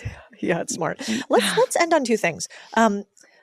If people use AI frequently now, are we seeing anything in brain science about that having a negative effect on their brain? Are you tracking this at all? Yes. So there's a kind of, it's got to be recent, right? It's kind of new, but it's a study out of MIT that's shown that, they had people use AI versus Google versus nothing to write essays. And what they found was that over time, it led people that used AI specifically, like less engagement in their brain, less activation, and overall less critical thinking. Yeah, it shows that over time, we have a decrease in critical thinking abilities. And I make that point specifically, and I like that study because I talked about on social media about, hey, AI is cooking our brains. And people were like, oh, but how is that different from Google? And it's a lot different, because when you're Googling something, you're having multiple sources come up and multiple results. And you have to read through those results and then come to your own consensus. That takes critical thinking ability and logical thought. And AI doesn't work like that. It's ask a question and here you go. This is it. Even if you ask it for multiple things, multiple kind of sources, it's still summarizing these multiple sources. It's doing all of the critical thinking for you and taking any of that out of the equation. And I think, beyond that, one step further, kind of tying in the intuition point of it as well. And this is from my own experience. Most of my content is from my own experience. And then I'm like, I wonder how this is affecting my brain. I remember I was sitting and I was actually trying to make content and I was like, why am I blanking? And I had realized that, a practice that I have in my life that is extremely helpful. It's helpful for my creativity, for being in tune with myself, for, making content, but also just, being ordered in my own brain, is talking to myself. Like, I always, if I'm driving, if I'm going for a walk, I will straight up be like, how are we feeling? And I'll be like, oh, that's how I feel right now. And I'm like, okay, like, where are you on your way to? I will literally talk to myself like I am talking to my best friend and be like, oh, I'm feeling a little anxious right now, a little overwhelmed. Oh, why are you feeling that way? And literally have a conversation with myself. What I stopped doing that kind of when AI and ChatGPT came out, because there's this external brain that I can go and have a conversation with. And so it doesn't have to be by myself. And at first that was great. But what I started to realize was over time, that takes you out of connection with yourself and your own intuition. And it trains dependence, not intelligence. And so I stopped doing that. And I'm back on to talking to myself when I realized that. Just beams of light, talking to yourself, crying in the gym is how I pictured you now. This is incredible. That's literally me, like driving in the car. Like I'm like, oh yeah. And people definitely think I'm on the phone, but I'm not. And sometimes if I'm going for a walk, I'll put headphones in so people think I'm on the phone, but I'm fully just talking to myself. And it's so powerful, and it's great. And I come to the most amazing realizations and so resolutions to things, and and just thinking about just so many different things about life doing this. And I'll have the most incredible realizations. And I remember, I tell my fiance, I'm like, oh, like I had a realization. He's like, oh, what a surprise. Because I have, at least before AI, I would have one at least once a day that was life-changing. like literally life-changing, shifting the way that I think. And then after that, so yeah, I don't do it anymore. I actually talk to myself, and then if I want to, I'll kind of do a voice memo recording of that whole session talking to myself, and you can just copy the transcripts, put it in a ChatGPT, and then just have it bullet point everything out, because I still do like to have it visually, but because I like to analyze myself like that. But yeah, I think outside of sort of, reducing our ability to critically think, it trains dependence on something outside of ourselves. And something that I tell people in Mindcraft all the time in my program is, all of the answers are within you. Like if you are in tune with yourself and your own intuition, like people will ask me, and there's no such thing as a dumb question, but people will ask me questions, and I'm like, why are you asking me that? Like that is a question for yourself, and that's a question that only you can answer. Like I can't sit here and tell you what to do. You need to like do what's aligned with your own intuition. And I think with AI, we're almost training outsourcing ourselves. I think, yeah. I have a couple friends that have like therapy apps, I guess, that are AI based. And I just can't get on board. I just can't. And even if they're talking back to you, I do think that, this idea of being able to work through your own thoughts, and then maybe you could go later to something and say, like, is there a historical precedence for this? Like, right. What does this mean in my brain? Are there some ideas? But the idea that every time you're feeling something, you talk to a machine that is already pre-programmed to be relatively narcissistic, and that it wants you. It basically is like, as my friend Arthur Brooks would call it, a dark triad narcissist, which is it wants attention because it is programmed for more use. That's how it makes more money, aka how the platforms make more money as you use it more. It's programmed to actually give you positive feedback because that increases your attention loop. And it's also programmed for confirmation bias because then you'll use it more. And so, I remember I was using Claude the other day, and I'm a huge AI fan for building things. Like building things, it's unparalleled. Nothing has ever existed like it. It will remove human like monotony in a way that I don't think we're ever prepared. We're not prepared for it. But when it comes to critical thinking, I would never use it. I mean, I went to Claude the other day, and it was when the Claude Code or Claude Cowork just came out, which is basically it's a way for you to code without actually coding. Yep. And so anyway, if anybody wasn't aware, and so I went in there and I started using it. I'd never used the thing before. I'd used Claude intermittently, so it couldn't be very trained on me personally. But I was asking for some sort of data on something in the business, like, hey, this is happening. I think it's this reason. We need to go deeper into, I don't know, lead capture, like whatever. We're not having the conversion that we want. Let's just pretend like that was it. And so it gives me this whole thing, and I ask it to look at a bunch of data. It gives me a bunch of data back and a lot of opinions. And I didn't ask it for opinions. I asked it for data. And the opinions were really fascinating. They were very strong. And at the end, and I said, like, give me like multiple different modes of this, lots of different pathways. Like, what do we think these things could be? And at the end, it literally gave me an opinion. And it was like, you need to stop planning and worrying about this so much and make a decision. Like, you're fully capable of this. And I was like, the fuck am I asking your opinion for? And then I was like, please cite your sources. I don't see any of the sources cited. Where are these from? And you're like, and it apologized. It was like, you're right. I'm sorry. I made those numbers up. And I screenshot it. It was so ludicrous. I sent it to the CEO. I was like, the fuck is this? And he's like, we're working on it. You know? No, I mean, I've when I was fresh out the PhD and I was doing something, I remember I was talking to it about something about like one of the research projects. I think actually it was while I was in my PhD, and it straight up was wrong, and it will straight up answer incorrectly. And yeah, so I think when it comes to certain things, I mean, it's definitely like, it's not always correct, and you need to double check it. But yeah, I think and I don't want to demonize it though, because like you said, it can be very helpful. Like I know like my business partner uses it a lot for different things, and it's great. And it's even been great for me, and it's helpful. It's helpful for even like organization and things like that. And like you said, like monotony and just different like admin tasks, it's very helpful. But when it comes to, doing the things that humans do best, which is also like being creative and thinking critically, it's really important. And I think also we're moving into this new age where imperfection, and I think I think one of the greatest things that AI is actually teaching us is the beauty and imperfection. Like, I think, when we hear a video or a script that's written by AI, we don't feel as connected. It feels a little disconnected. It doesn't feel, and it's almost showing us that imperfection. And we've always heard, oh, there's like imperfection is beautiful and all that. And we've heard that. But I think AI is actually showing us that there actually is so much beauty in imperfection. Yeah. Well, okay, here's what I want to close out on. This is selfishly for me, but it's been so fun watching your content journey. And I was curious, you're at like basically 2 million followers now on Instagram. You've been doing this for 2 years, right? Like 2.5. 2.5. Amazing.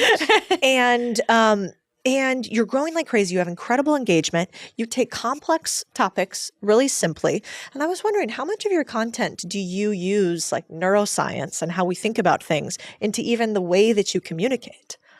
Not at all. Really? Not at all, surprisingly. And I have people that have asked me like, oh, is there a reason that you move this way? And I'm like, no, I am, like I said throughout this episode, like I was diagnosed with ADHD in high school. And so the way that I share content is very much how I would want to hear it. And that's just, I make it for me. Yeah. And I like my assistant, my full-time assistant is my best friend since high school, and she loves my content too. And so if I have an idea or something cool that I learn, I will literally call her up and tell her about it. And the way that I tell her is the way that I make the video, because if I can make her understand it and keep her engaged, then I know it will work for the audience. And so for me, I've been kind of, people have asked like, oh, are you using like psychological? None of it at all. It's really just whatever I'm excited and lit up about. And I found that the content that does best is the content that I'm the most excited about. It's whenever I'm energized behind an idea, those are the ideas that do great. Like the extreme one, the one about the neuroscience, why I need to be extreme. Like I had just done a whole coaching call on that. And I got off the call and I was like, I didn't make a video about this. Didn't even really think it through, just recorded it. And then it hit like 12 million views. So yeah, there's no real kind of like psychological tricks behind them. That's a good roadmap. Yeah. Like the idea of you need to be excited about what you're creating. If you don't want it, nobody else probably will. Right. And I love testing it past another human. Yeah. And like having one human that you're talking to, as opposed to, you're talking to 2 million people. Well, that's kind of like this amorphous thing. Yeah. I think the type of people, and this is true for not just me content creating, but anyone having goals or in general, is definitely important the type of person that you run it by. Like my fiance, for example, there's been times where he's completely not on the same page. And I'll say it and he'll be like, I don't know about that. Like there was one video I wanted to create I call it my armpit video, but it's about, like your armpits don't stink because of sweat. They smell because there's bacteria that lives in your armpits that breaks down the sweat into smelly molecules. That's actually why. And knowing that, for me personally, I have very sensitive skin, at least in my armpits. And so I've had to use like either special deodorant or just straight up hand sanitizer. And if you use hand sanitizer, it actually kills the bacteria on your skin, and then your sweat doesn't get broken down into those smelly chemicals, and you just straight up don't smell. And so I wanted to make a video about that, and he was like, why would you make a video about that? But that video like popped off and it did great, and I was like, because I'm excited about it. And I'm like, it's a little cool scientific fact. And so, yeah, I think I just say that because, there are people that you're going to tell your ideas to, your goals to, your dreams to, who are not going to get it. And that doesn't mean that it's not a good idea or a good goal. I think that's where, and that doesn't even mean it's a bad person, right? Like this is straight up my fiance that we're talking about, and he loves me. And so, but my best friend, she's on the wave, right? Like she thinks about things the way that I do. She's very into, spirituality, neuroscience, manifestation, all of that. And so it's also, running it by someone who gets it. And I think it's also okay, right? That there are people that aren't going to get it too. That drives engagement. And so that's where, I think I was reading The Creative Act by Rick Rubin, and he was saying like the best art polarizes people. And if everybody, if everyone thinks it's beautiful, then you probably haven't gone far enough. And there's a quote that I love, and it's like, if everyone you tell your dreams to can understand them, then you're dreaming too small. And it all kind of goes hand in hand, right? And so it's actually like a great thing if people don't get it. It means that you're on the right track. So good. Yeah. If your parents understand what you do for a living, You're probably not thinking big enough. I love it. M on the brain on all the socials. Is that right? Is it M on the brain on YouTube too? Yep. Yeah. Yeah. Oh, well, on YouTube, it's mainly just my podcast, which is Planet M. That's what it is. Yeah. So I do have an M on the Brain YouTube channel. They're really old videos from when I first started out, which maybe you want to go and see the beginning of my journey. But yeah, it's if you want to like watch my podcast on YouTube, then it's Planet M. Yeah. That's amazing. And the business is Minecraft. Thank you so much for coming on the podcast. This is amazing. Thank you for having me. I've had so much fun.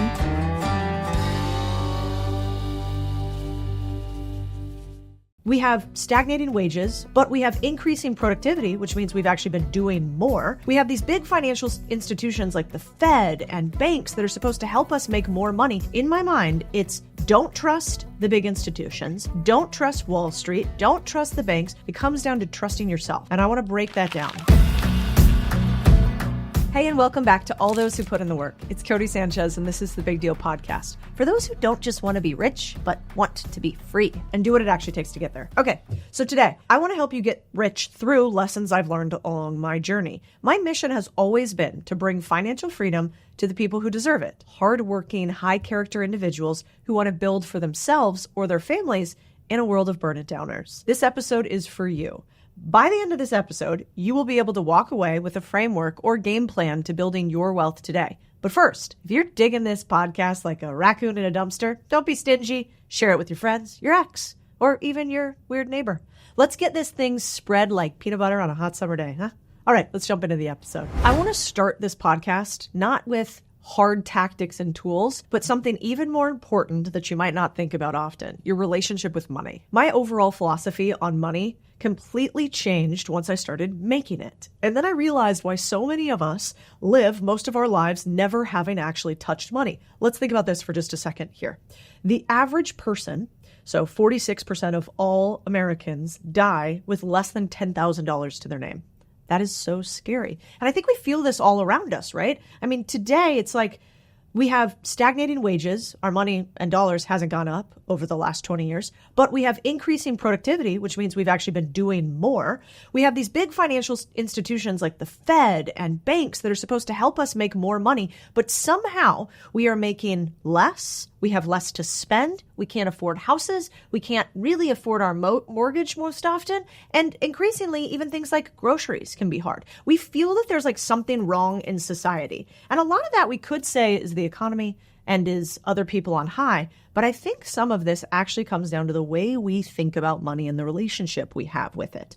And so in my mind, it's don't trust the big institutions. Don't trust Wall Street. Don't trust the banks. Don't trust me. It comes down to trusting yourself. And I want to break that down. Let me tell you why I think most people don't make money. Because in order to make money, you actually have to not tell me what you want to do. You have to tell me what you're willing to give up or sacrifice in order to get it. Money is a cruel mistress, and it requires more from you than I think most people are willing to admit. You know, for instance, I think about one of the guys I knew early on in business. And I remember asking him what his goal was for the year. And he wanted to build a $10 million business in the asset management space. And he asked me what I wanted to do. And by comparison, my goal was really small. I was like, I want to make a couple $100,000 this year. Like, I think that would be really, really big. And I'm not sure if I can do it. And that would change my life forever. And, he kind of looked at me and he said, okay, well, how likely do you think you are to make a couple $100,000 this year? And I was like, fuck. I wasn't making anything like that at the time. And so I was like, I don't know, like 5%, 10%. And then he said, imagine that if you don't, I'm going to kill you. You're going to die. Maybe your family dies. Maybe your closest loved ones die. Like, if you don't do this thing, you cease to exist. Now what's your likelihood of success? And I was like, well, it's definitely not fucking 10%. I'm going to tell you that. I'm going to be saying no to some dinners, I'm going to be skipping Netflix. I'm probably going to go after this totally differently. And the reason I bring this up is because I actually think even with all the truth of how hard it is out there to get money, which is real, the hardest thing about getting money is that we don't have a why strong enough to overcome the how that is the truth of how hard making money is. And so when you have a why that is something like, for instance, when I was younger, when I first started really making money, my why was, I want to pour myself into this work. I want to see what is the highest level of execution I can have. I want to see if I stood before God at the end of my days in the next year or two, I could say, I poured it all in. I used every drop of talent that you gave me. And I'm imagining standing in front of God and him going, but really, did you? So for me, that was my why. It was like, I stand before God and I go, I rang it all out. I rang it all out on the table. And because of that, I worked way harder than anybody else. I worked longer than anybody else. I was willing to do what it takes. It's the same thing for you. If you can get deep down to your real, true why, you will become unstoppable and making money will become a byproduct of it. And the last example I'll have of this is, we have a lot of employees and, so across all of our businesses, hundreds, and then the underlying businesses, thousands. And, even in the main business, I focus on this one, which is contrarian thinking. We have like 30 employees, let's say. And I can often tell who really is going to make a ton of money, if that's what matters to them, but who's going to make a ton of money by this one thing. When I ask them, why do you do what you do every day? And if they tell me, well, I'm like trying to figure it out, I don't really know. I say, well, why, if you could make a decision between putting in an extra hour or two at work or going to do something else, why would you do one thing versus the other? The more clear your answer is to that question, the bigger your bank account will be. So let me give you an example of a good answer and a bad answer. And then I think you could put in the comments or tag me in your Instagram stories how your chart shakes out so I can give you feedback live. So on the left-hand side, a good answer sounds like something like this. I just got married. I want to buy a house for me and my wife. I want to be a provider for her. Like, it is so important to me that she sees me as somebody who can take care of her.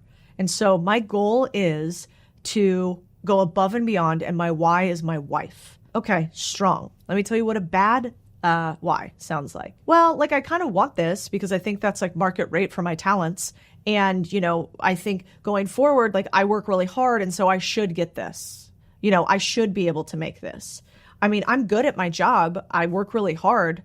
So that's why I want it. Your life will change the second that you realize money is attracted to strong stories and strong whys and not attracted to loose probabilities and maybes. The reason most people don't reach financial freedom is they don't have a why strong enough to compel any how. And then the second reason is they don't actually speak the language of money.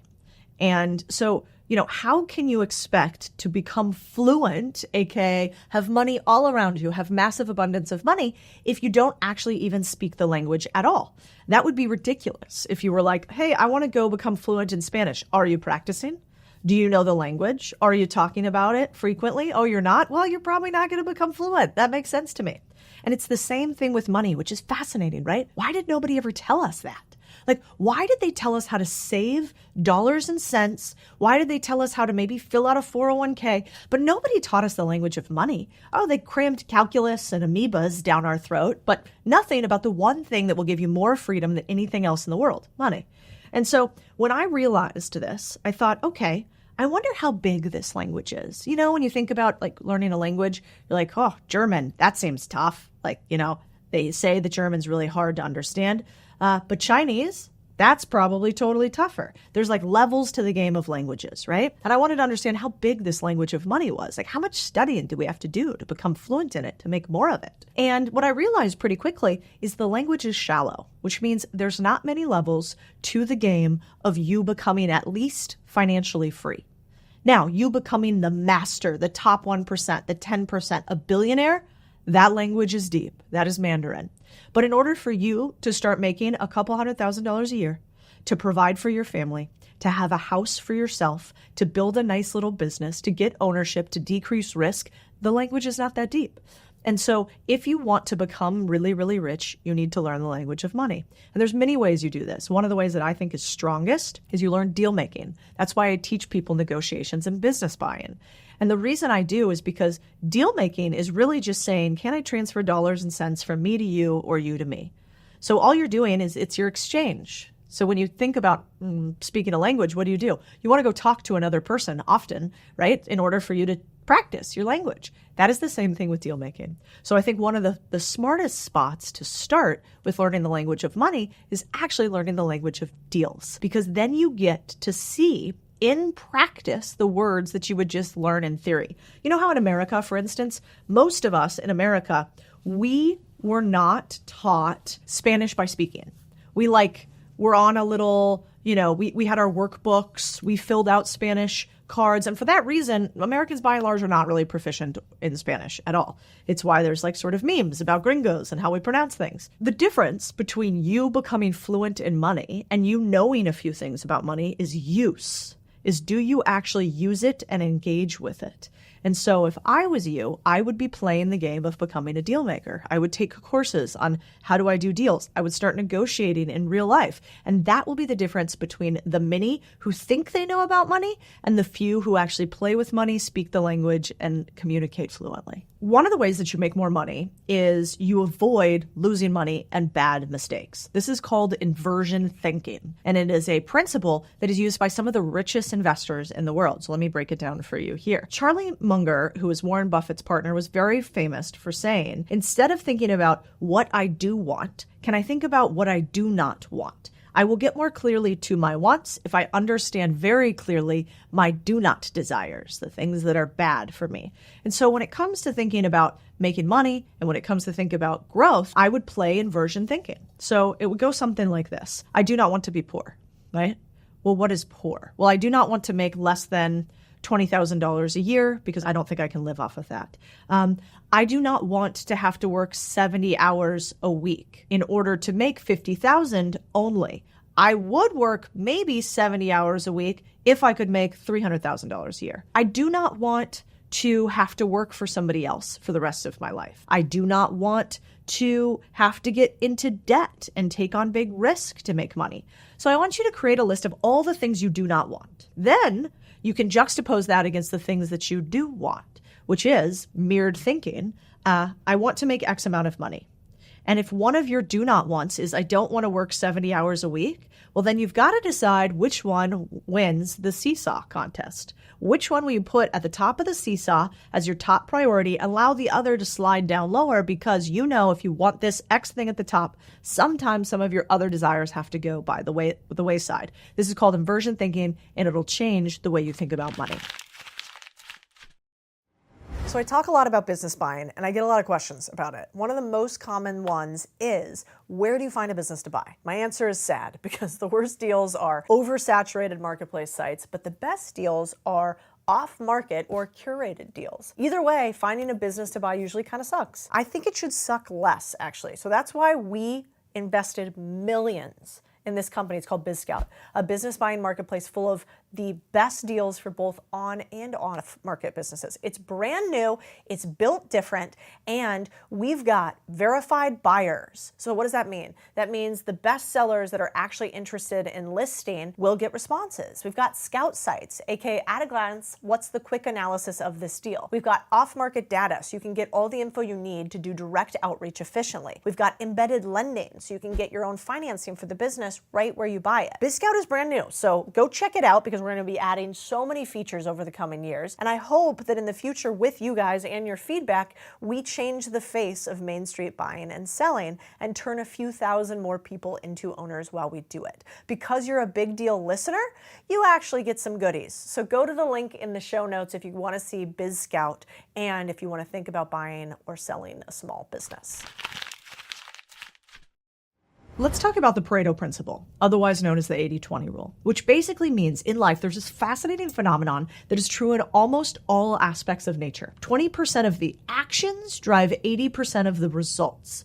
It originally started, interestingly enough, in peas. So they were looking at pea plants, the little green things you chop. And in the pea plants, they found that the pods, which the peas come into, about 20% of the pods held 80% of the peas. They realized this and thought, well, that's interesting. I thought there would be what's called an even distribution. I thought there'd just be like peas in all the pods, right? And it would be evenly distributed. Well, it turns out nature is not like that. This is one of those weird glitches, maybe that shows we're in the matrix. And it turns out in life, most of this is true too. It is a very key thing to know if you want to build a business or become more wealthy. Here's how you break it down in business. If I know that 80% of my results, the things I want, will be driven only by 20% of the things I do, it's probably really important that I focus on that top 20% and get rid of the rest. In my teams, I would ask the question of, okay, what are you doing right now? Is this in your 20%? Meaning, is it one of the top things that you're focusing on consistently that will drive the most results? Another way to talk about this is what Peter Thiel famously characterized as the one thing. The one thing that if you do, everything else becomes irrelevant. When you're thinking about this for making money yourself, and it might go something like this. If I work longer hours, keep looking for a job that has higher pay, consistently try to increase my skill stack, well, those three things make me more money. And you want to ask yourself the likelihood. You could write down a list of all your actions you could take and then say which of those probably won't. If I watch a ton of YouTube videos on every different subject, will that help my 20%? Probably not. If I obsess on one or two things deeply, will that help me make more money? Probably so. If I go out and spend time with my friends during the week and then I'm tired for the next day, is that going to help my results? No. In life, I think we often have a massive to-do list of actions and we get a dopamine reaction every time we check something off the list. This is measurable and true. What does that mean? It means that our little lizard brain cannot tell the difference between checking off did I get up at 5:45 a.m. instead of 6 a.m. off the list as different from did I close a $10,000 client today? Literally, our little lizard brains can't tell the difference between the two. So we fill up our days with a bunch of tasks that actually do not matter at all because they are easy. It is why Mark Twain famously said, if you need to eat a frog, eat it first thing in the morning. And if you have to eat two, eat the big one first. He's basically saying choose the hardest, the meatiest, the most impactful task you can to execute first. One, because our brain can't tell the difference between the two, so it will trick you into thinking you've done a lot when you've just been busy, not productive. Then lastly, because if you do the hard things first, you have a lot of built up willpower at the beginning of the day. Arguably, it's one of the times of the day where you are the least fatigued. You have the most stamina. Throughout the day, from a series of things often attributed to decision fatigue, which is like, I made so many decisions during the day, I can't make any more. My brain, my willpower goes down. The later on you get in the day, the more likely you are to not be able to make the hard decision. So obsess on the 80-20 rule. What is the 20% that will drive 80% of my result? What are the hard things I can do first while I still have a lot of willpower? What things am I just doing because I want to feel good instead of be productive? There's a theory called Occam's razor, which is a framework that's really helpful in figuring out how do I make more money without making this too overly complex. So Occam's razor basically says this: the simplest explanation is usually the best explanation. So this is often a way to debunk conspiracy theorists. It's like, did the entire government architecture all come together in order to create a massive X that will destroy the world? And then you meet a bunch of government employees, you're like, those fuckers, they could barely tie their shoelaces. They're not orchestrating a world takeover, right? What's the simpler explanation? Well, a bunch of these guys who can't tie shoelaces basically couldn't fix anything, created this huge byproduct, and now we're stuck with this mess. That's a lot simpler than the coordination and the pins all pulled together on the wall to create lizard people. Probably unlikely. I don't know, maybe. Now, Occam's razor is really useful when you're thinking about making money because one of the biggest reasons we don't get rich is we overcomplicate things, and overcomplicating leads to what? Procrastination. When you're like, I don't know what to do, what do? You wait. When you know what to do, it's much easier to go take the next steps. So how I think about this in life is back in the day, I was in a job that I didn't really like, and I couldn't figure out how to get promoted. When I am telling you guys, I applied for like 6 open roles. I put together 3 different business plans for open roles. I hit all of my metrics consistently at the company. I felt like I was doing everything, and I was getting passed up for the job, passed up for the job, passed up for the job. And I felt pretty hopeless. And I went and talked to my boss and had the tough conversation. I was like, man, I've done all these things. I still don't feel like I'm progressing. What else could I do? What else could I show you to show you that I'm ready for this next stage? And his answer was basically, wait, something will come up. You just wait. And in the meantime, you have to compete against these other people. And if you're better, you'll win. I didn't like that answer. And I could have just waited for something to eventually come up. And I could have taken his sort of touchy-feely esoteric answer. But instead I was like, you know what? I can't find the answer here. It's too complicated. So what will I do instead? Let me apply the same practice I was doing internally, and I'm just going to apply it externally. I think the actions that I was taking were right. So let me just get with a recruiter and I'm going to show them all of this stuff and I'm going to apply for 10 external jobs. And if I couldn't get the internal jobs, let's see how many of the external jobs I might get. And what do you think happened? I got a new job and an ability to make more money because I couldn't do it internally. That was too complicated. And so oftentimes if we're running against a wall, there's a great saying, which is it's sort of business 101. I remember learning it back in Georgetown when I was getting my MBA. One of my favorite teachers there had multiple exits of varying size software businesses and came to teach for us as a visiting professor. And he said something that stuck with me. He said, when it's easy, do more. When it's hard, do something totally different. And I loved this principle. Easy, run, keep going, apply pressure. When it's hard, stop, think, change your frame. And so Occam's razor will allow you to look at what's happening that seems hard in front of you and say, what if this was easy? What if this was easy? Another thing that I apply to my team often is I'll say that. I'll say, okay, we have a goal of 1 million subscribers on an email list. And the team will be like, oh, that feels so big. I'm so overwhelmed. I don't think we can get there. And I'll ask them one question. What if it was easy? What would that look like? Instead of you immediately going to tackle the problem from a fear frame, can you tackle it from an abundance frame? If it was easy, how could we do this? And then they started coming up with incredible ideas. It was like, well, why don't we do some newsletter swaps with your big friends? Like, I don't know how to create content that gets 10,000 subscribers, but I bet if you talk to some of your other big newsletter fans or friends and you guys switch newsletters, I bet we could get it. So ask yourself, what if it was easy? Where is the easy button in your life? Where is the person you can talk to directly who already is looking for you as an employee that you can talk to? And maybe they'll hire you. Where is the investor who you don't even realize it, but he's right in front of your face, ready to give you money? There is a magical word in finance called compounding, which sounds super boring, but often the boring is where all the money is made. What does compounding mean? It is a thing that allows you, if you invest a little bit all throughout your career and life in the stock market, by the time you retire, you can become a millionaire. There's many different frameworks you can use to see these. There are projections and models that will show you if I put in $10 today and I continue to put in $1, like $365 for the rest of my career, that I will have somehow magically hundreds of thousands of dollars at the end of my retirement. The way that we do this is something called compounding, which basically means that 1 plus 1 plus 1 plus 1 plus 1 does not actually equal the numerical amount. When you compound, 1 plus 1 doesn't equal 2. Oftentimes it equals 3, 5, 7, 10, 12.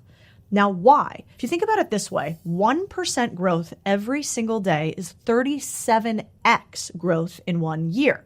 So we know this with money. You can literally do a mathematical framework to show if you grow 1% every year, and then the thing that is growing next continues to grow 1%, then the next 1% continues to grow 1%, you compound. It's like this stacked amount of dirt on top of it. What's fascinating is I don't think a lot of people think about this in their skill set with money. So one of the best ways to make money is to increase the value of the skills that you have. A hard truth is if you don't like your bank account is a reflection of how valuable you are currently in your skill set. Now, you might say, Codie, I'm a teacher. This is so rude. How could you say something like that?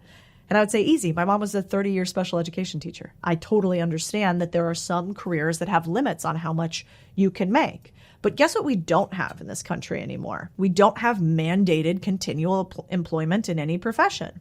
What we do have is trade-offs, that seesaw that I was talking about. So if you're a teacher right now and you only make $30,000, $40,000, $50,000 a year, what benefits do you have that can allow you to compound 1% every day outside of your salary? So my mom, for instance, during the summers would get another job. And so during the summer months, when she was completely off, she would help my father in real estate until my father and her in real estate ended up building a big company. She helped me in one of my businesses during those times off, and her skill set started to compound. And so I would ask yourself, do you have a practice where every single day you are trying to become a little bit better of a human? This day and age, there's a lot of comments out there that are like, you're perfect the way you are. You don't have to do anything else. You're enough.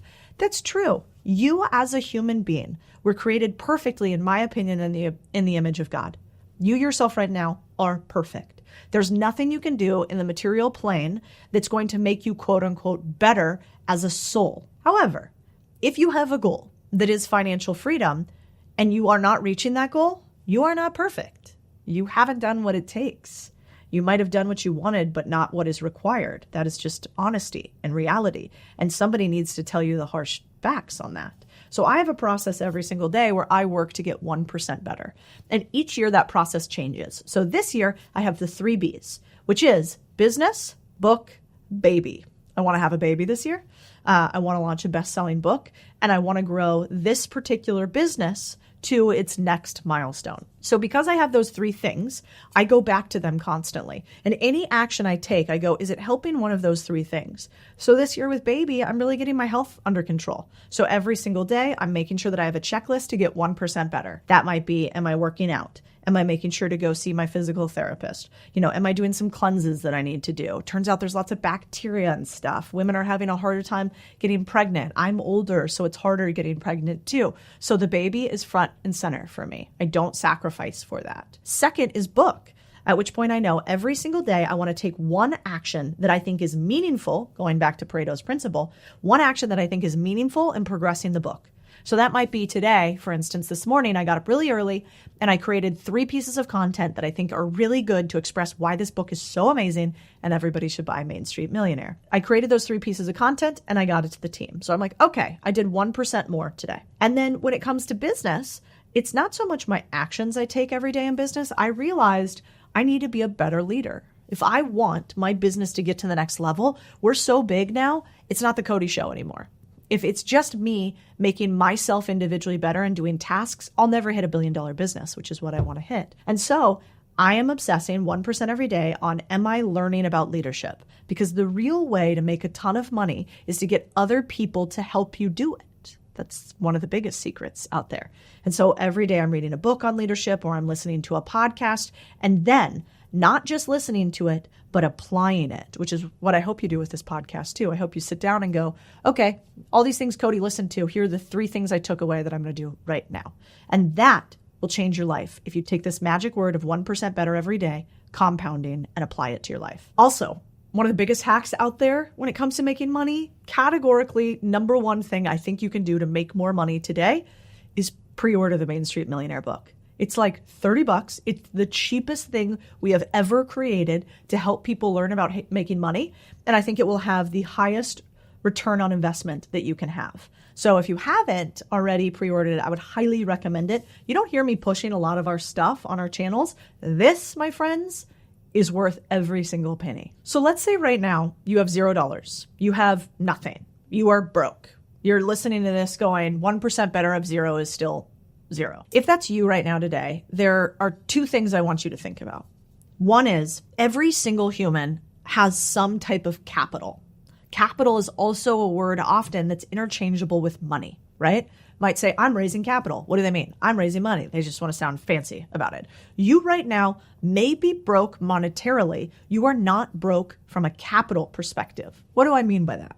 If you have no money, you have very little to lose. You haven't maybe built up a big business, which means you don't have a ton of demands on your time, potentially. So one type of capital that you have is that you're more willing to take risk. Lean into risk then. If you are broke today, don't play it safe. Don't go be a grocery store clerk. Go do everything humanly possible to get in with a startup that you think is going to grow rapidly, take a much lower wage to do whatever grunt work is required, and try to grow inside of a risky business. If right now you can't take a ton of risk, but you have more time, well, time is an incredible form of capital, which means that you right now can help somebody else who already has money and resources achieve what they want faster. So where can you go out and apply your idea of time? So that might look like reaching out to somebody like me and saying, hey, I don't have the skill set you need yet, but I have this one unique skill set. Can I come work for you for free? Can I go work at a company right now for very little capital?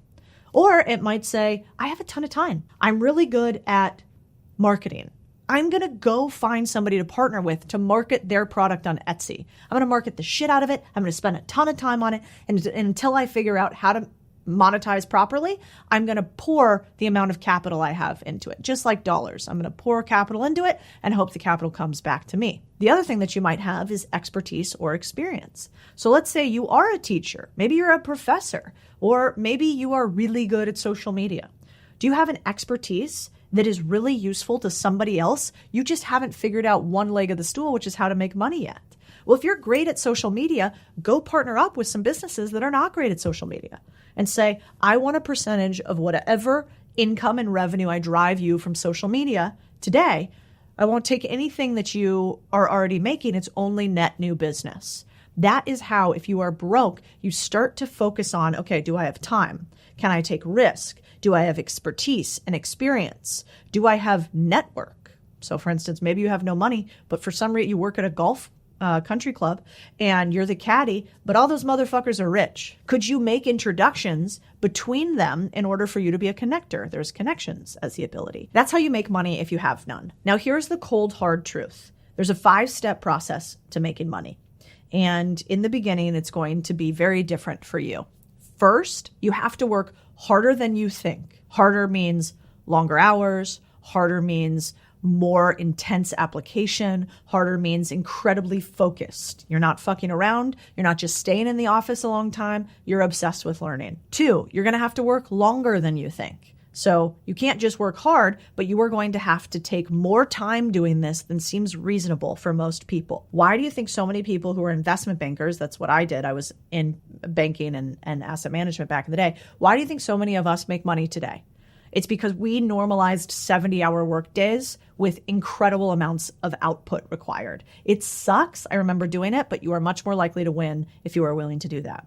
Third, you've got to value your skill stack and then grow the value of your skill stack. If right now your only value is that you are a grocery store clerk, I love you. I was a waiter for many years. I've done all level of jobs. That is not a high value skill stack.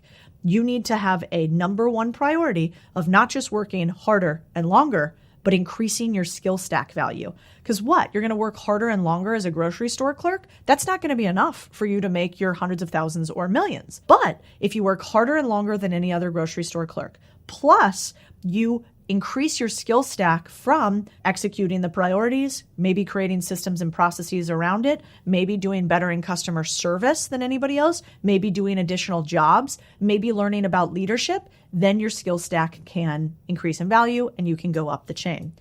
4 is take more risk than seems reasonable. Most people don't succeed because they might work hard hours, they might work long hours, they might have a skill set that's valuable, which would be something like, let's say, a pipe welder. That's a very valuable skill set, but they never take risk. They work for somebody else. They never ask for ownership. They never put skin in the game themselves. They never invest anywhere else. And so even with these 3 without risk, you'll never make a ton of money. And then lastly is you have to have an ability to connect other humans. In this society today, your network is not necessarily your net worth, but it will severely limit your ability to win. And so if you don't have anybody who's winning around you, if you don't know who to go to when you have difficult problems, if you're not valuable enough to other people for them to want to be valuable enough back to you, then you're much less likely to win. So we got hard work, long work, a valuable skill set, taking risk, and building up a network. If you have those 5 things, even if you are broke today, you can become unbroke. Now, let me do inversion thinking. What don't we have here? We don't have trust funds. We don't have rich husbands or wives. We don't have crazy startup ideas that are brilliant. We don't have investors with a ton of capital for us. We don't have Harvard or Stanford MBAs. We have 5 things that are completely in your control, and that is the truth. So I've given you a set of skills that you can use to grow your wealth that have been tried and true and tested from me and thousands of other people. We steal their homework. We use their data. But a lot of times at this point, people will say, there's something else holding me back. I'm applying these skills. I'm applying these processes and frameworks, but my friends and family kind of don't agree with what I'm doing. That, they want to hang out, but they don't actually want to get better. They loved the old version of me. They're not loving the new version of me. And so the last piece of advice I'll have for you is that I don't ever believe any one of us is better than another human. I don't believe that. I think that if I had your experiences and your background, I would probably be you. That if you had my experiences and background, you would probably be me. That we're like this amalgamation of experiences that become who we are today. Sure, I work hard and I give myself some credit, but for the most part, I think we are a product of what's happening in the world around us. That said, if you do not change your surroundings, it's really hard to become changed. If you want to be something different, you got to go somewhere different. If you want to achieve really high level things, you have to be around others who have already achieved those things. So I often talk about this idea of you need to leave your hometown to grow. We did this study and we surveyed thousands of people on Twitter and on Instagram. And we ask, have any of you never left your hometown for college, work, anything for longer than 6 months and become very monetarily